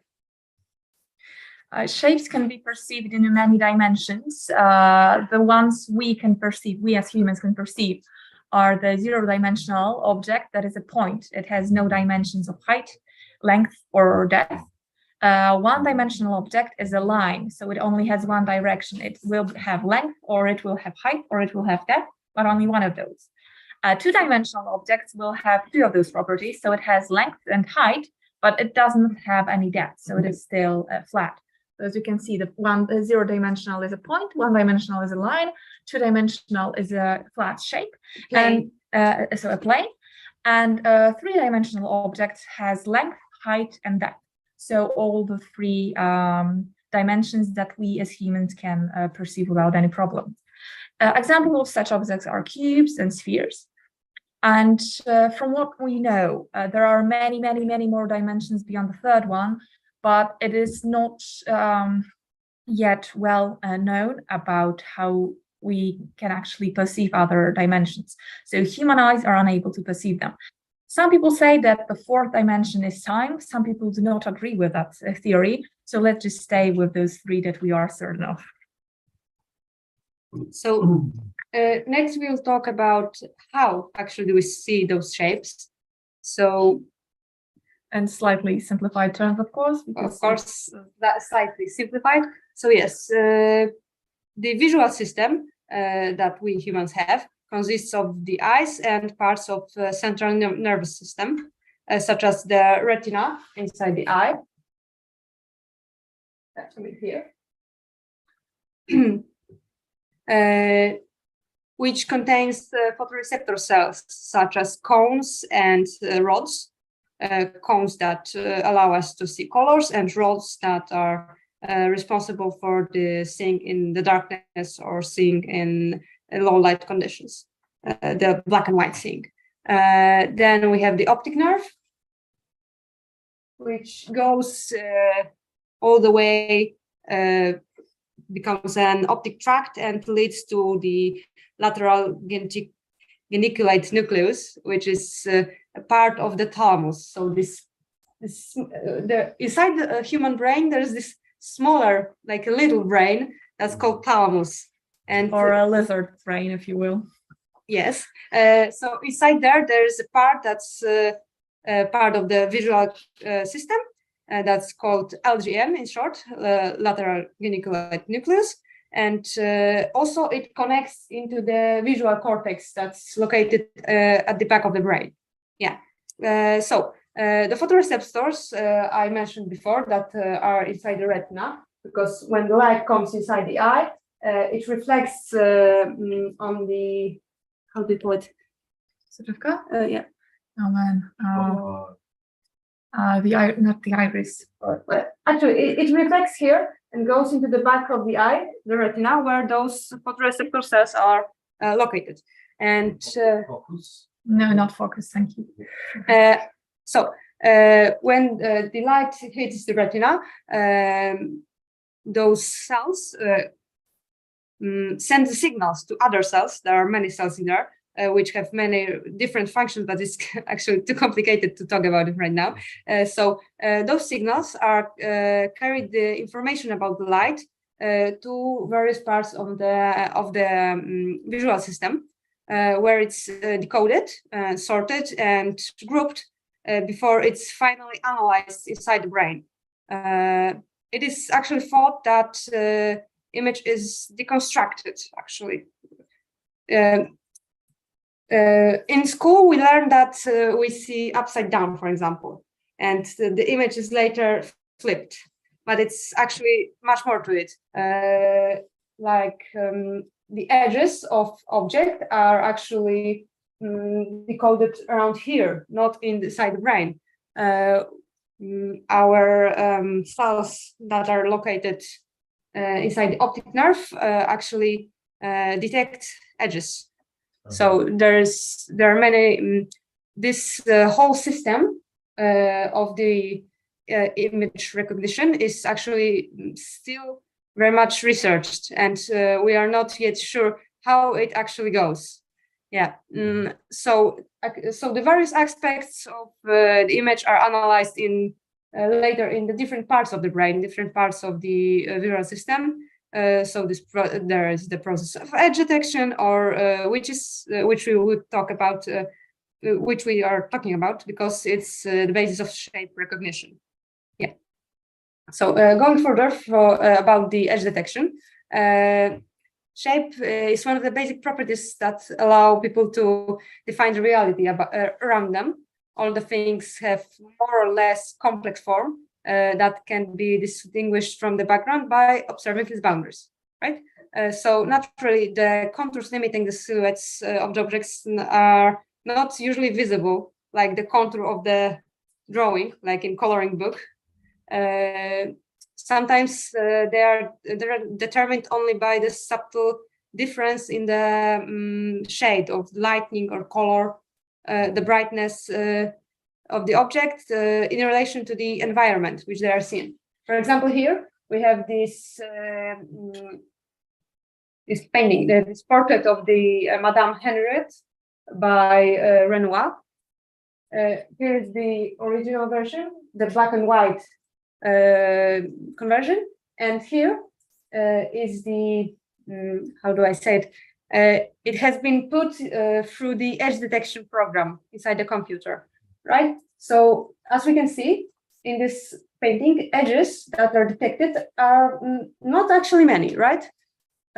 Because the way the painter intended, the difference of the shade, how it's the sharpness of various features of this painting are not well defined, which is actually, in my opinion, a very attractive point of this type of painting, where we are led by our eyes are led by the details. They gravitate towards parts that are more clear, but then so we don't see the parts that are not complete, not well defined, and it's interesting to look at. It's also, I think, important to point out that those places where we see the most edges are the places of most contrast. So where we see the biggest contrast between basically what is black and white. So her skin is very light, her hair and her eyes are very dark, and that's where the contrast comes from. So as Carolina said before, the contours that we see are not defined like as black lines as in drawings, but rather by the contrast of light or of color or of texture. And it creates the shapes we see. Yes. Then, actually, one of the key elements of the edge detection process, which I talked about a little bit, is the phenomenon called lateral inhibition. So it allows the neurons to reduce the activity of its neighbors. So the photoreceptors, for example, after them, there is the optic nerve, and inside the optic nerve, there are many different types of neurons that are responsible, for example, for the edge detection. And those neurons, when they receive the signals about one point of a, it's like a pixel matrix inside the screen, right? So we have many pixels, And for example, this neuron sees this pixel, and this neuron sees this pixel, and they affect each other, reducing the other one's ability to send the signals back. It's like a communication inside the optic nerve between the cells, right? So this allows them to make the signals more clear than some signals make them more clear than the others, and allows them to sharpen those edges we see, those contrasts. And now the phenomena that you see here is that actually those are just plain planes of color, but we kind of see them as a gradient. The closer they come to the lighter part, the darker they seem. So when we look at it, we kind of like, we see those pieces of gradient instead of just flat colors. Close to the edges, the color seems darker or lighter. And this phenomenon is actually an optical illusion that is an evidence for the lateral inhibition process, and it's called Mach bands. It's based on the optical enhancement of the contrast at the edges between planes of different brightness lying to each other. And despite the fact that the brightness of the bands is uniform all the way of their surface, the bright band will appear more illuminated on the border, and the dark band will appear darker along the border with the lighter band. Yeah. So the observation of this phenomenon confirms that the human eyesight searches for the edges of the surface by comparing the contrasts of the neighboring surroundings. And the effect, kind of analogous to the Mach bands, how they work, the lateral inhibition, has been intuitively used by artists. This is one of the examples, but I've seen it in many paintings used by artists. In this painting by George Seurat, the bathers in The bathers in Asiniers. Thanks. As you can see, along the edges of many characters in this painting, a similar effect can be seen, but it's been put there by the artist. So he used it to emphasize the edges of all those characters. I'm not sure if he knew about this effect. I think not, because this effect has been discovered much later. So it has to be intuitive how he used it. Now that we do have a basic understanding of how the perception of shapes work, we would like to talk a little bit about psychology of shapes, namely what information and such as feelings and emotions they are subconsciously associated with. Because much like colors, when we think about shapes, when we see shapes, we have certain subconscious associations with them. And those associations can be very well used in design, in art, and designing. Because much like colors, they are both caused by the evolution, but also by our culture. So depending on what culture we were raised in or what group we belong to, social group we belong to, some of those shapes might have more or less meanings to us. Shapes that surround us, even in nature, can affect how we feel. Associations are, as I mentioned before, some associations are caused by evolution and instinct. And here we have a really, really basic association, so soft and sharp. And we see that when the environment is made up of sharp shapes, it already feels more dynamic, but also way more dangerous to us. So when we see soft hills, soft shapes, we instinctively feel more safe and more at ease, and it looks like a place we'd like to relax or just lay down. And so those kinds of things, those kinds of primal really needs and happenings that have happened to humans since way before civilization even, are still ingrained in our minds. And then the shapes became more defined by mathematical formulas, by words. So we named a lot of shapes, and those associations regarding them as I mentioned before, they stem from many different causes. Some of them are evolution or culture related. So the evolution ones are universal for all humans. The culture ones are region-based, so depending on where we come from, we might have different associations with shapes. And there are also learned associations. So throughout our life, we will meet some things, we will meet some people, we will meet some events, some books, some movies that will also create those associations in our brains. And those associations are often used in design when we are designing logos, characters, and environments, and all other kinds of things. And I would just like to go through the shapes real quick to kind of like sum up what they usually suggest. Squares are stable, they are secure, and they are safe because they are very even, and they stand on one side, which makes them very stable and seemingly unmovable. But if we tilt it, we take away the stability. So if we tilt it like that, but we give it fastness, we give it movement. Hence, many fast characters, not all of them, of course, but there is a tendency for fast characters to have small feet. And squares are generally associated with stability, with calmness. And the first of these qualities is direct results of the physical properties of the shapes. They stand stable on one side and are symmetrical in both the vertical and horizontal axis, as well as the oblique axis. The unmovable nature of the shape suggests that they are persistent and constant. And the sense of balance, as I mentioned before, you can disrupt it by tilting the square, but you partly restore it when you tilt it exactly 45 degrees, because it's still balanced, even if on only one point, but it's still not, it doesn't look as if it's falling. When we modify the square, one of the shapes we can get is a rectangle. And depending on which way the rectangle goes, when it's horizontal, so flat, it gives even more stability than the square does. It's basically glued to the ground.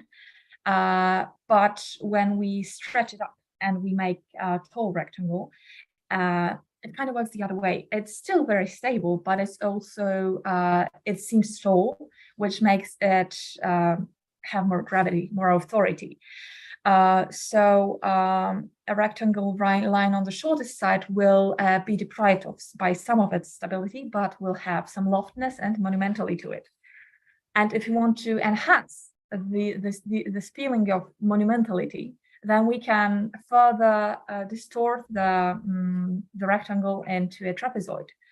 Because trapezoids are very authoritarian. In character design, they are very often used for father figures, for superiors, for bosses, because we feel tiny in front of them, in both of them. Because in the case of the trapezoid with a wider top, we kind of feel like it's a broad-shouldered, massive person.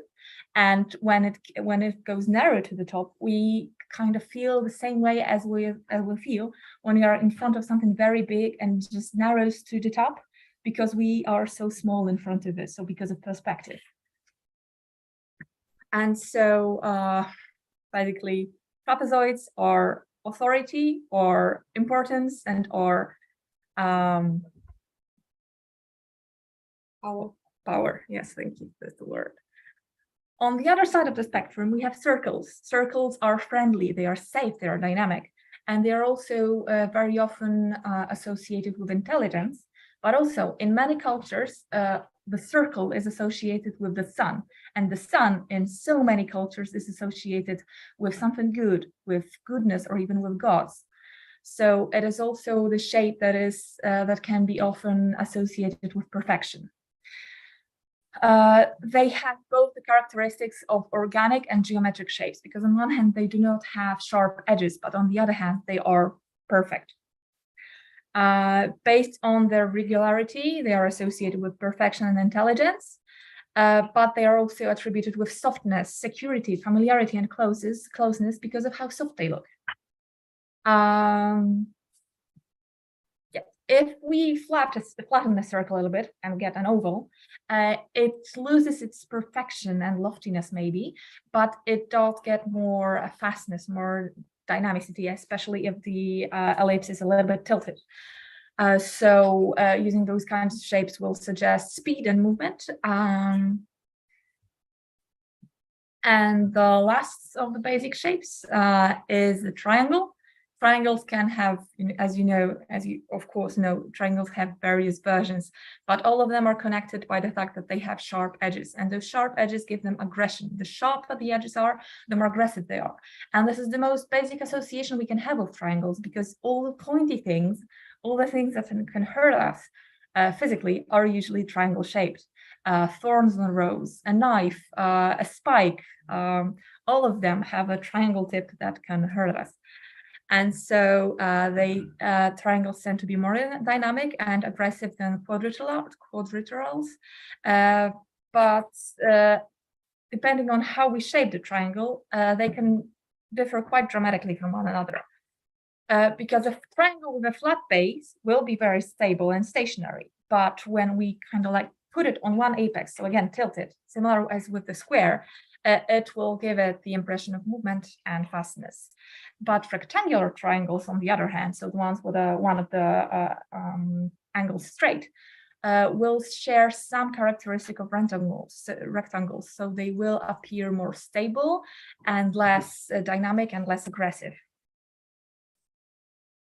And so those shapes are very basic shapes, but everything that we see is made out of them. Even when we look at each other and, for example, somebody has new glasses and they look like a different person because those glasses have a different shape than the previous ones have. And when we choose our glasses, what shape we choose will actually influence how other people see us, how we dress, how it also does shape our silhouette. And this is further emphasized when we design a character or we design a logo. And just because our subject is actually connected to game design, I did use some game characters as a reference. I'm sure that this is a series that everybody will know, so the Mario series. And we can see this contrast between the character design. So the main heroes of the series, the protagonists, Mario and Luigi, the Mario brothers, so-called, they are based on round shapes. Their noses are round, their mustaches are based on round shapes, their hats are round, bellies, feet, even fingers, all of that is round, which, as I previously mentioned, round is good, round is nice, round is intelligent and smart and good. And so here we, when we see rounded characters, we will immediately associate them with the good ones, the protagonists. And then in contrast, we have Bowser, who is the evil character, the bad guy, the antagonist of the story. And all he has are spikes. His tail is a triangle. On it, he has triangular spikes. There are spikes on his shell, spikes in his hair, in his eyebrows. They are everywhere. And so this pointiness is used in his design to show just how dangerous he is. And of course, those are very simple examples. Here you can see it very clearly, but even when we analyze more complex examples, you can still notice those tiny shapes that tell us subconsciously what to think about a character. The shape design is actually used a lot in games because it allows us to communicate with the player and tell them the information about what is this character, if it's bad, if it's good, without the need to read about it. So they can play, they can enjoy themselves and not have to look at the description of the character. Just see it and know it's bad. I have to fight it, something like this. Okay, and I just noticed that our time is running short, so we will just run through. So this can also be applied to places, so we can see the sharp edges and then round places will be associated with good and bad places. And then all those things can also be all those characteristics of shapes can be also found in logo design. They are very important to it. So I'll just choose one and go over it quickly. So for instance, there is the logo of AXA Direct. They are an insurance company, and so they chose a square as the basic shape of their logo because it is associated with security and stability. And I would love to tell about the rest of them, but we do not have any more time. So this would be all from us, and thank you very much for your attention.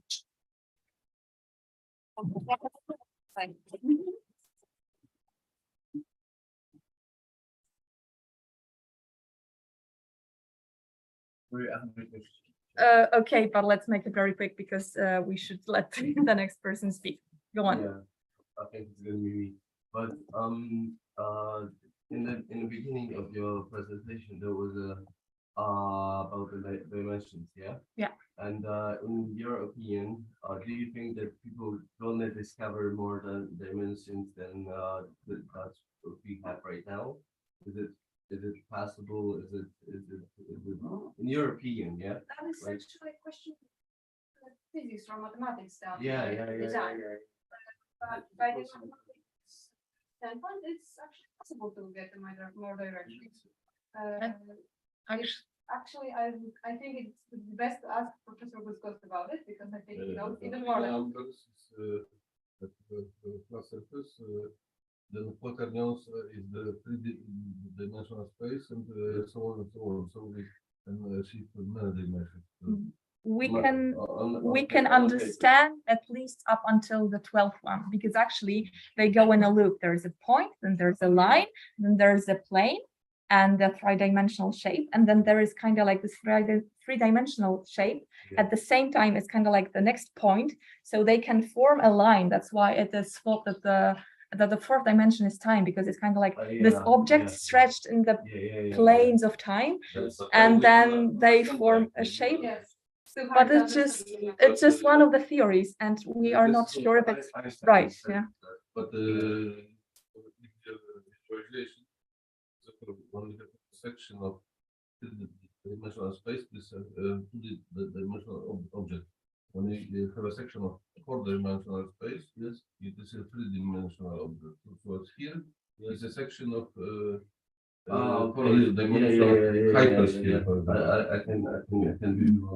Yeah, this was not the subject of our presentation, but I do have, if I find it, I do have a very interesting material about it. So if you remind me, I can send it to you later. That question,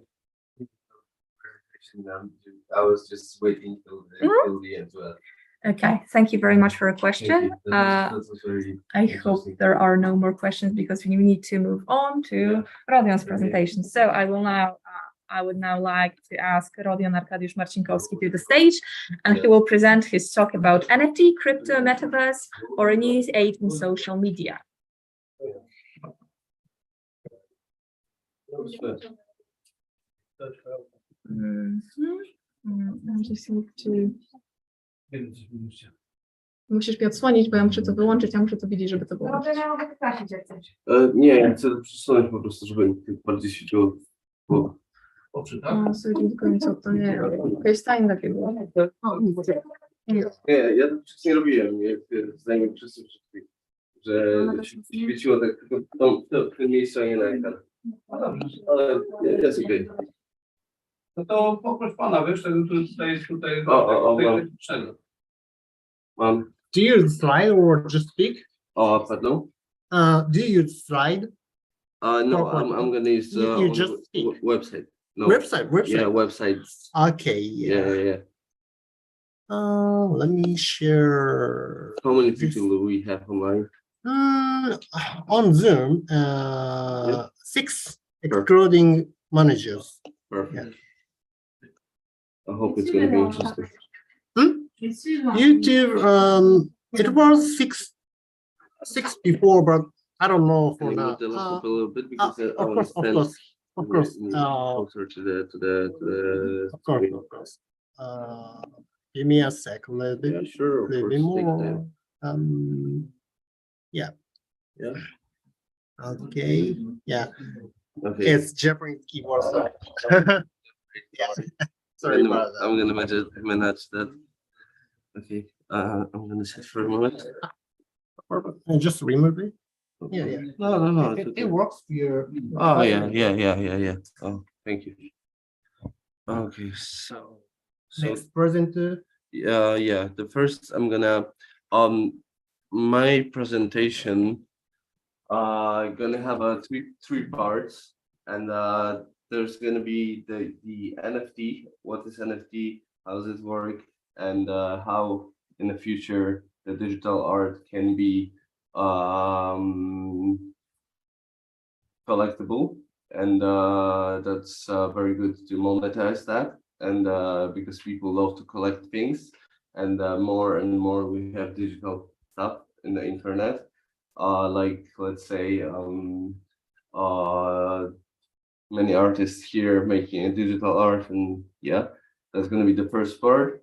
Then I'm gonna speak a little bit about my bee blue foundation and rescue of a honeybees, and the last part is going to be about the project which called the Bee Happy or Bee Events, and it's going to be and there's going to be a presentation of a app which is connected with the Blue Foundation.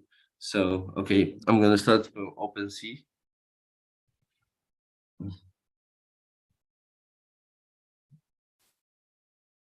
Probably IO.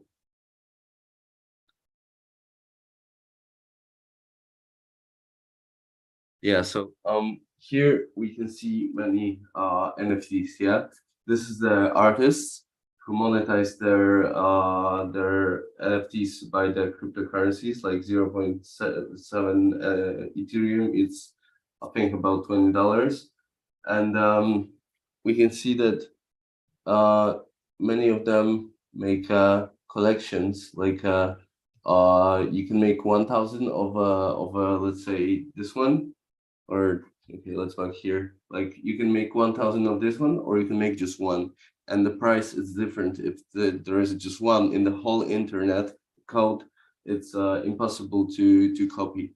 So yeah, this is the NFTs. How does that work? And I'm gonna put the and three piece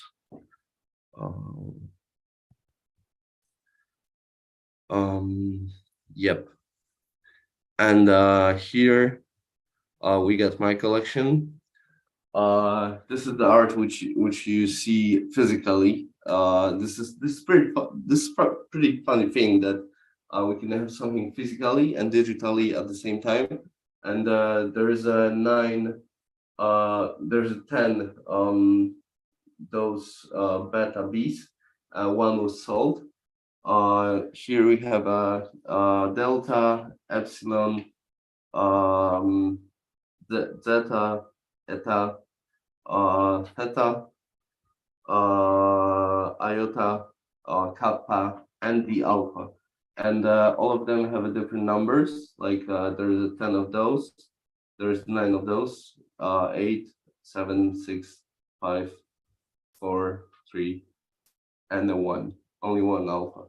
And people who want to collect that, it's like Pokemons or any other collectible things. Like I think Pokemons was the biggest collectible thing. But people always want to collect something like stamps or coins or something like that. Yeah. So now the digital world, because of the code and because of the passwords and the prime numbers, it's possible to sell the art which is collectible. Yeah, and the biggest hype on that was like a couple millions for one piece of digital art, which you can just click copy, paste, and you get it on your desktop. But everyone wants to have the original one with the code and have the version which artists have a profit of. Yeah, and this is supporting of the artists. So yeah, this is how and all those bees 10% of that because of the whole thing called a Blue Foundation here, and 10% of a profit is going to help the honeybees to survive, because the African bees are more aggressive. They are easier to adapt to the new environment, and European honeybees are let's say dying species, and yeah, and it's very good to help them, yeah, to build even on the roof in the cities or any fields a lot of you know, nests of a honeybees, yeah, and you probably have a question, if 10% go into the honeybees, what's going to happen with the other 90%, yeah? So we are also creating with our team the beevents.io, and this is an app which, oh, excuse me.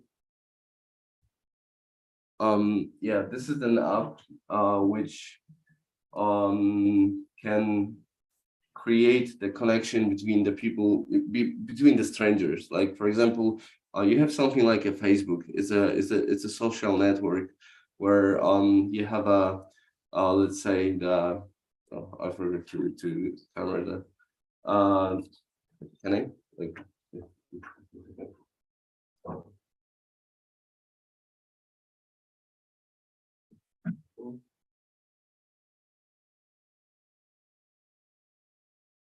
Yeah, so Bee Events, it's a mobile app which can show you the first collectibles things, and second you can find the concert, the exhibition, the any other things around, like, let's say like this kind of projects, and yeah, and be in the culture, yeah, like we want to show the culture to the normal people, yeah, because this kind of event right here is pretty hard to get here, yeah, like you get to know someone, or you get to be an artist, or you get to know some artist, or it's pretty hard, yeah, and to take people on from the street, we need some kind of media, which is right now medias are on the smartphones, and yeah, and there's gonna be of course a lot of let's say that like challenges and the collectibles, and yeah, like I would say that you can create any event, like for example, we're thinking that right now the boomers, the generation of 60s, 70s, 80s, they are very they have anxiety, they stressed about the kids because they always have a connection about the phone, yeah, like they always can, like if the kid doesn't answer the phone 1 hour, they are very stressed, like he's dying, he's probably, you know, he's kidnapped or something like that. And with B, of course you got to put your connection into your phone, so kids can, let's say, create the event that they're gonna play soccer, and there's 11 spots like in the Counter-Strike or any game, and there's 11 players, let's say Thursday on 6 p.m. and if somebody wants to play, he can go there. If somebody gonna change the plans, the spot is empty and somebody can go there, and the parents gonna see that the kids who are with, where are they exactly, and they're gonna have the, let's say, protection for for their pupils. And yeah, we want to also like I'm not sure. Did you ever been in a some kind of Facebook groups like spotted I don't know, Poznań or spotted Tokyo or something like that? There is a people who really putting the post like I want to go for a beer with someone, anyone. Like I'm looking for friends. Like I'm new in the city. I moved here from Osaka, and I want to go for a beer with a stranger or play pool, the billiard, yeah. Or I went for me. I discovered that where I was on the Malta, and I was searching for a player to tennis, yeah. And I put the Thursday 3 p.m. and people say like, oh, I cannot in a Thursday, maybe for Friday. I can, but not on the 5 p.m. on the 3 p.m. And it was very hard. I spent like 2 or 3 hours of my life, and like time is the most precious currency that we have, yeah. And I'm spending like 2 or 3 hours to find the player to tennis, yeah. And here you're just creating the event, and someone who liked the tennis gonna see that by the algorithm creating in a Python, yeah. That's a language of machine learning and let's say AI, yeah. It's not exactly AI, but people start to call it AI. Yeah, like here I'm just gonna show you. I think this is pretty like this is how you create your account. Here you have the event with the, let's say, church is open just 2 hours in a week, and you can go there. Here is the description. Here is the map, and this is important. Like a big concert. Here's some friends and stuff. And here you got the trophies. Let's say you go 10 times on a marathon, you got the trophy. And you can show that on your profile, yeah, because we are trying to get people, like people are on the screen, yeah, they are like TikTok or Facebook or Instagram. They want you to be on a screen as long as it's possible, because you're gonna see a lot of ads, a lot of commercials, and they want to be they want you to be on the screen as long as possible. We are making 2 steps back in our nature, and you're gonna be on screen just like 5-10 minutes and go and see, smell the people, touch the hand, see, like feel the emotions, see the real person, not the video, not the Zoom, but real person. So that's our mission, to make us 2 steps back in our nature, because I think that the software and the smartphones are the great adventure, and this is a big discovery, but how the Silicon Valley is using it, it's not the best idea that they may have.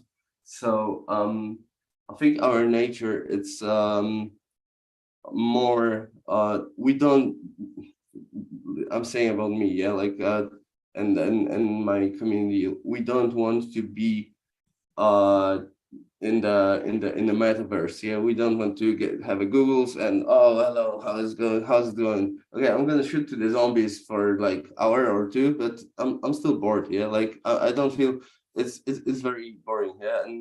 And spending time with the real people, it's a real life.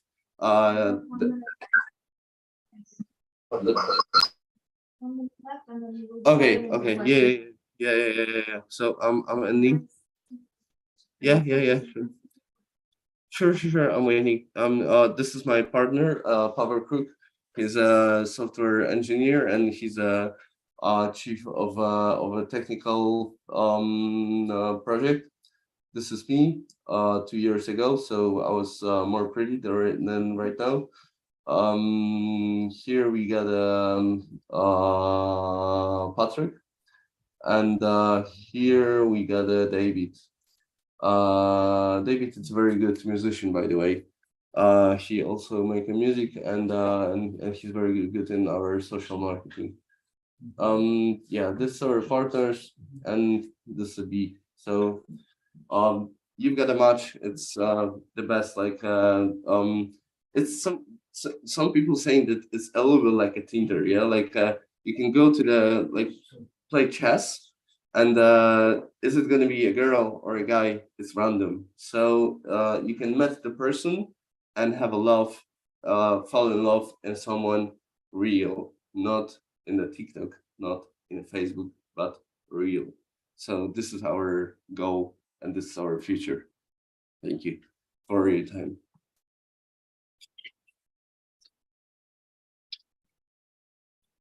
Very much. Do we have any questions from the audience?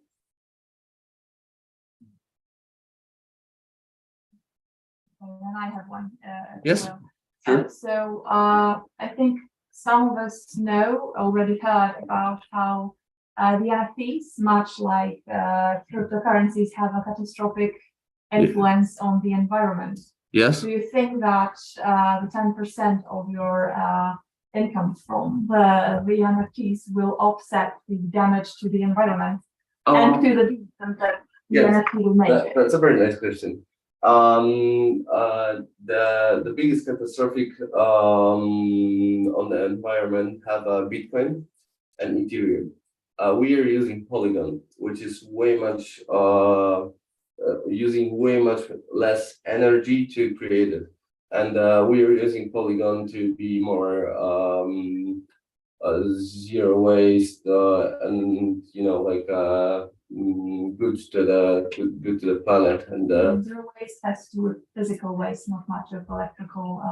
But zero waste. I'm saying about the graphic cards, which are used only to make a Bitcoin and put it to the trash. Yeah. Okay. So we are trying to we are using Polygon, and if there's going to be a cheaper and easier cryptocurrency, that might be even a point. Not maybe that's not going to be exactly on. Maybe that's going to be on the blockchain or not, but that's going to be the easiest possible software which is going to be on the market, or we're going to create some. We got one German partner who know how to create the cryptocurrency, which is going to be cheaper. Right now we're using Polygon, which is way much less danger to the environment than Bitcoin and Ethereum. But don't you think that entering this market anyway, even if you personally are using less destructive cryptocurrency, still will fuel the crypto market? I think that there is a bigger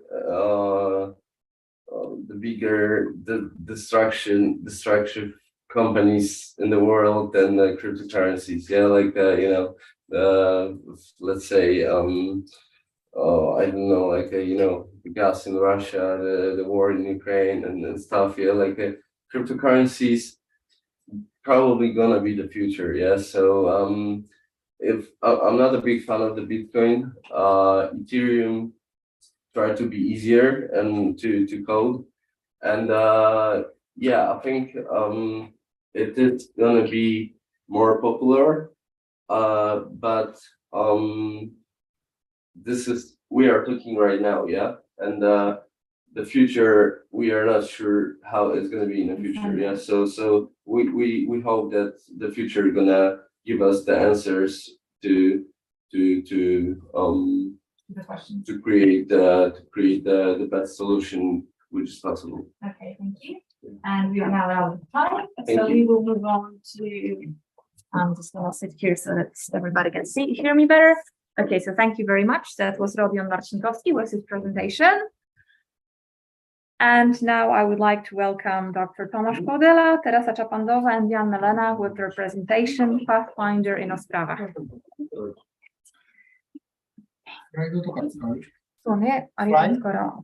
Yes.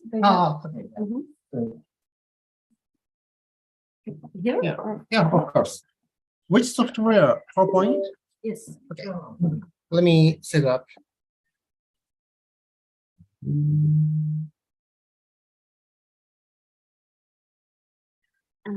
This one? Yeah.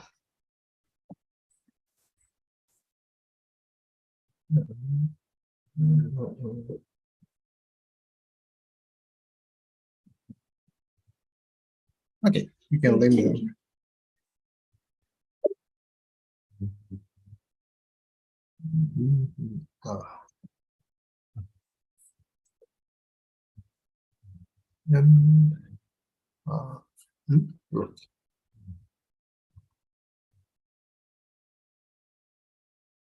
Give me a sec. Okay.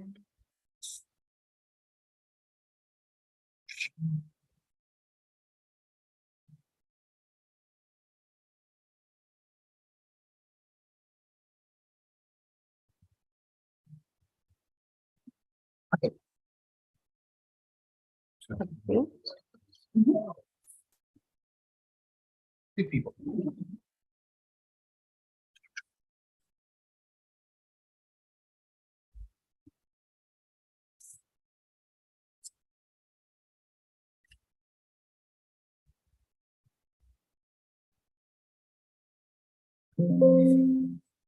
Okay, so good evening. And at the beginning, it's necessary to mention that Ostrava is located in the northeast of the Czech Republic. So it's here, but we can see it because screen is shorter. So it's somewhere here, yeah. And it's really near to Polish borders and Slovakia borders, yeah. Ostrava is currently the third largest city in the Czech Republic and has about 300,000 inhabitants. However, Ostrava's agglomeration has a total of over 1 million inhabitants and is one of the most progressive developing parts of the Czech Republic now. Ostrava is a city known for its industrial past,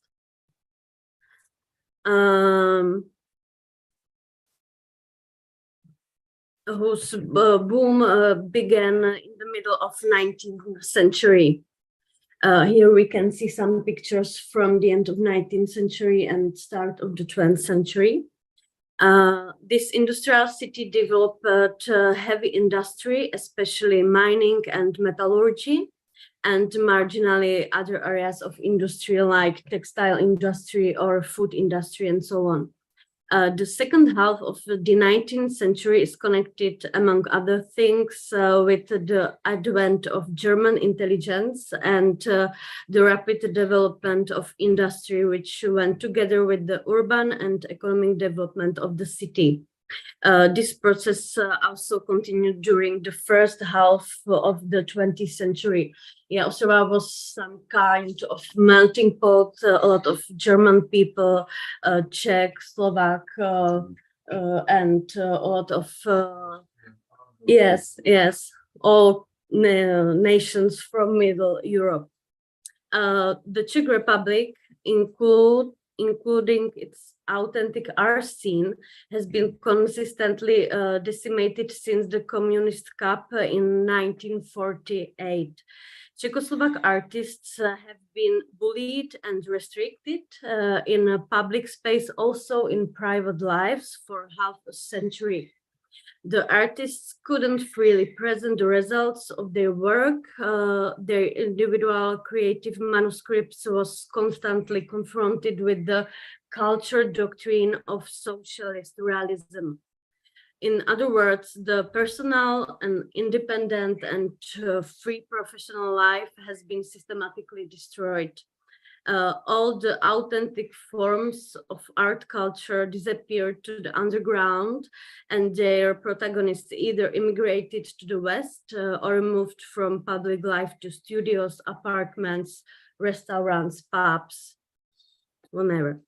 This phenomenon is called an unofficial or semi-official culture scene in Czechoslovakia. These were the small islands of freedom in the totalitarian system. The system which sized galleries, exhibition halls, art houses, museums, schools, scholarships, scientific workplaces, universities, and so on, was not able to generate or initiate a quality that could become an integral part of the history of Czech art culture now. Yeah, it was really a disaster. These facts were valid even more for Ostrava than for the rest of the current Czech Republic. Situation in Ostrava was the worst in this time.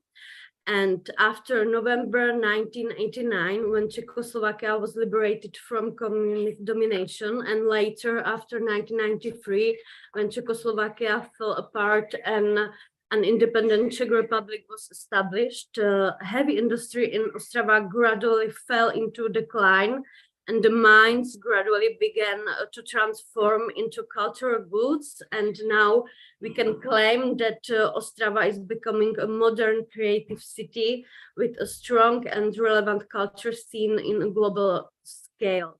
So we can see this changes so hard because Ostrava was really bad during the communist era, and now we are really quickly to grow up than for example Central Bohemia like Prague or another parts of Czech Republic. If you arrived in Ostrava 15 years ago, you thought you are in hell. Visitors welcomed dozens of factories, chimneys spitting fire, wandering drunken workers, soot and ash. If you come to Ostrava now, you can find many brownfields, galleries, museums, concert halls, theaters, schools, universities, stores, services, a lot of stuff. So the city's transformation over the past 30 years has been really radical. And why I am talking about this? We want to demonstrate the person of the Pathfinder, the bearer of the change on the person of Tomáš Koudela, who was born 50 years ago during the communist era. And he was one of the key persons bringing changes after 1989 in this region. This is thanks to such pathfinders that it can be from cities like Ostrava, a modern Central European city with great potential for further culture and economic development now. So now is Jan's turn. Thank you for your attention.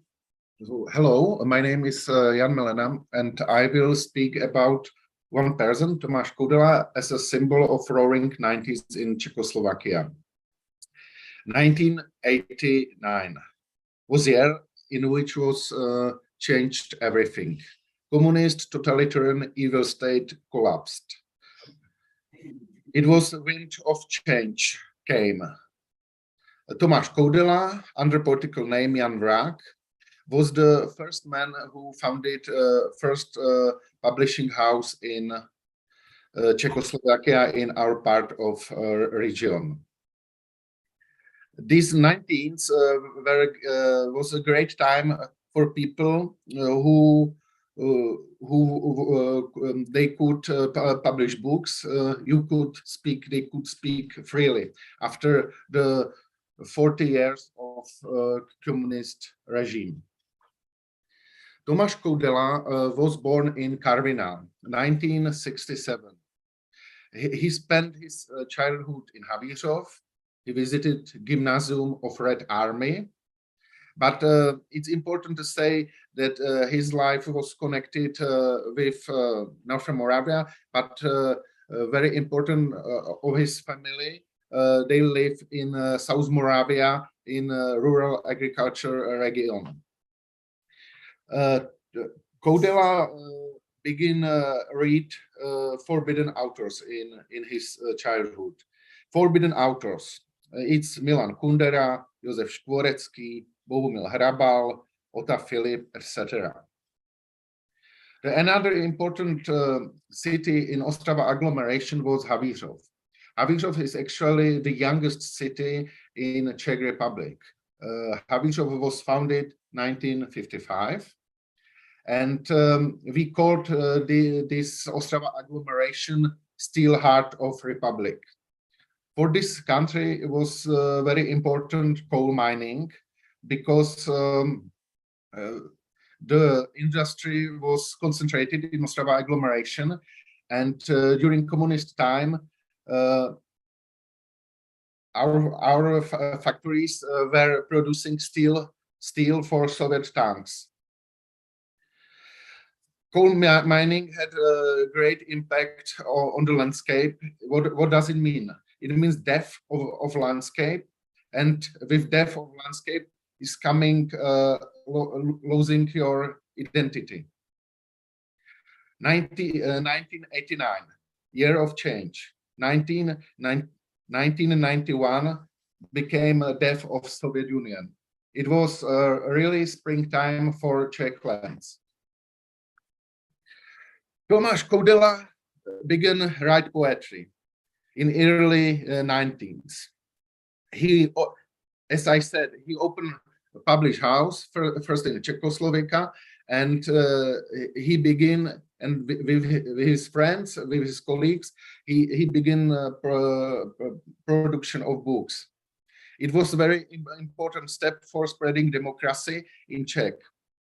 He was first, and with his friends, with his colleagues, who printed books in Czech of these authors: Wisława Szymborska, Czesław Miloš, Lawrence Ferlinghetti, Bret Easton Ellis, Jack Kerouac, Milan Knížák, etc.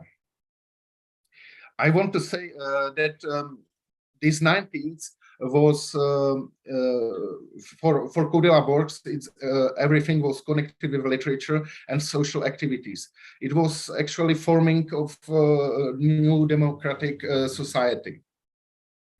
As a resume, as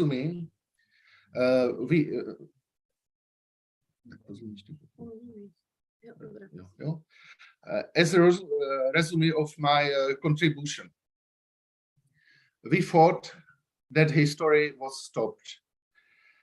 War in Ukraine showed us it's not true. But we have to do something. We have to continue with our lives. It's about reading books, print them, and speak about democracy. Thanks for attention. Yes. Yeah. Okay, thank you. And now I will continue really short. Yeah, now you can see in the previous slide that in this Watobia printing house was about 1,600 books. Yeah, and now you can see books from Tomáš, some visual.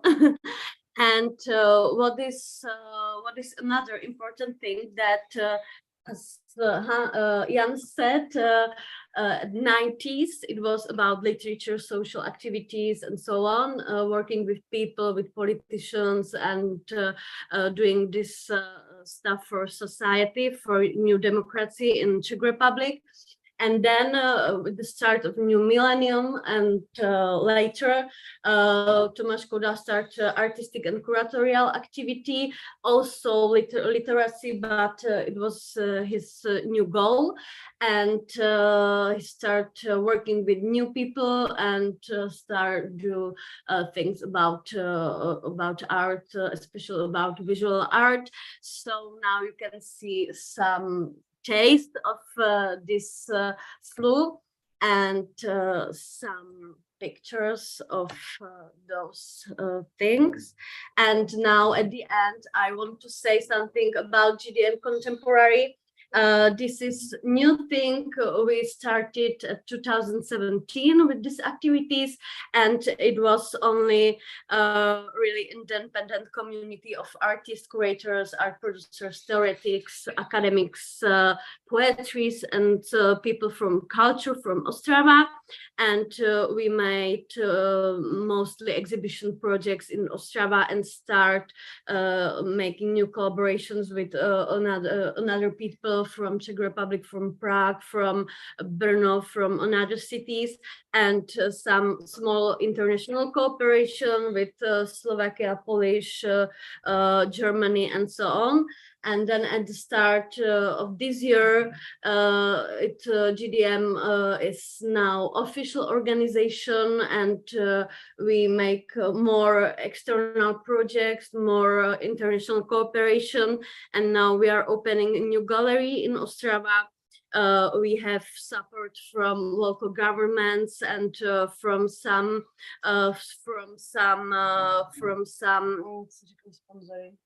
sponsors, yeah, former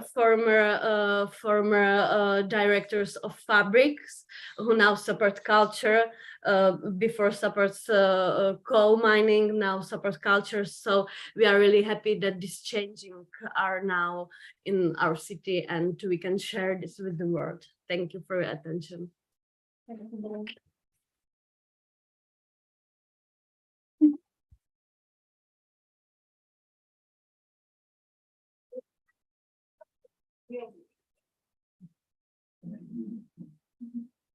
Okay, I will ask the online audience as well. Do we have any questions regarding the presentations online?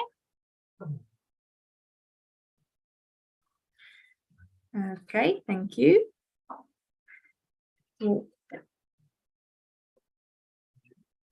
Hi. I have a question, sorry. Okay, go on. Yeah. Why do you think that Ostrava developed so fast? What was the reason? Yeah, because as I said, it was city full of factories and some decorate people and so on. And it change started with new universities and new intelligence. Yeah. And the government. Yes, and you can see this change that at 90s and start of millennium, a lot of intelligence, a lot of absolvents from universities go to Prague, go to abroad, but now they are staying, and people from Prague and abroad come to Ostrava and making this new culture boom and Intellectual. This is the biggest change you can see. The Silicon Valley of Czech. Yes, no, but I hope it will be. Me too. Thank Right. you. Thank you very much. And now we will introduce our last speaker for today. I would like to ask Mr. Arthur Clay. I know. And さあ、これで終わりですか？ will be upstairs. Okay. After 15 minutes. In 15 minutes, yeah? 25時40分ですね。まあなんか、スケジュールと20時15分になりますね。Okay, so we will have a short break and then we will wrap up the conference with a Buto performance from Mr. Masamichi Shibasaki. We will meet again at 8:15 Japanese time. Thank you. Very good.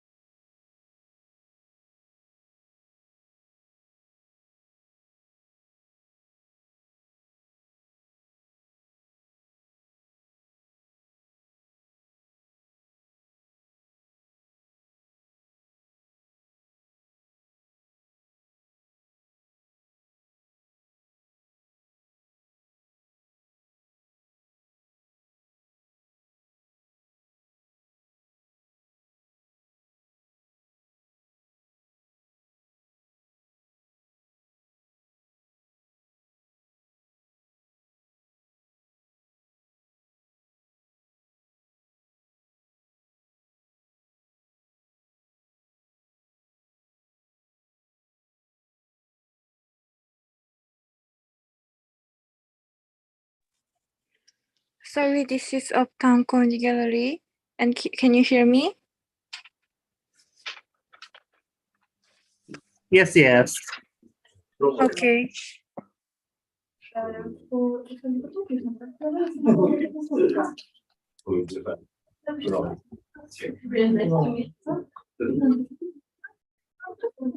Upstairs.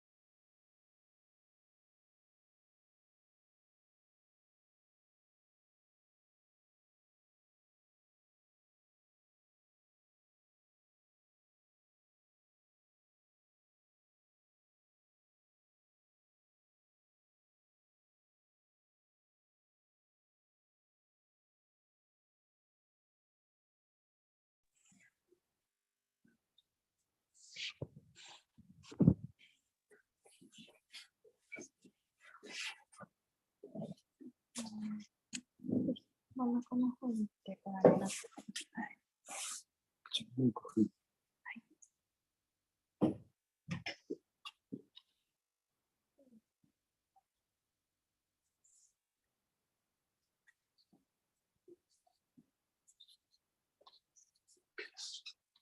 はい、始めます。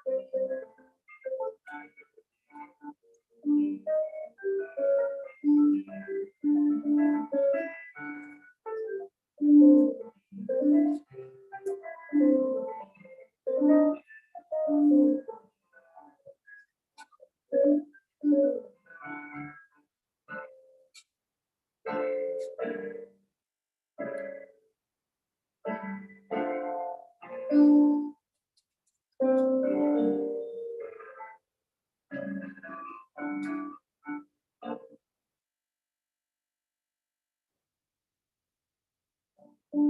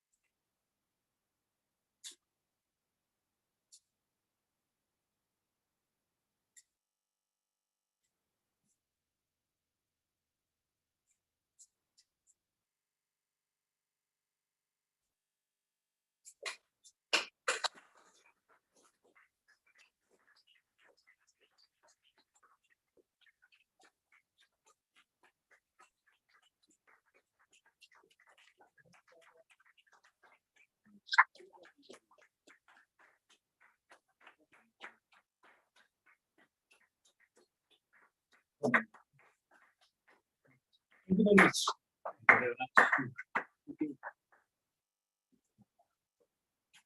あ、さやかさん先生。ありがとうございました。今日のコンフェレンスの締めを、締めをここでやっちゃっていいですか？あ、そうですね。コンフェレンス、これで終わります。これで今日のプログラムは終了いたします。Second program, conference is over. Thank you so very much. Thank you very much. Thank you very much. Thank you very much.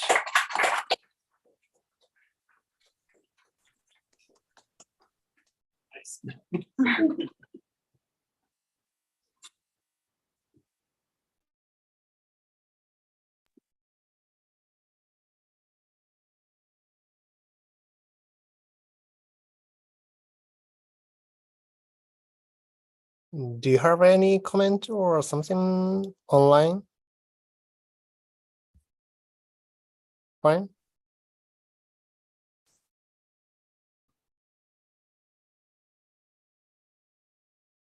So I'll first shut down YouTube live. Thanks.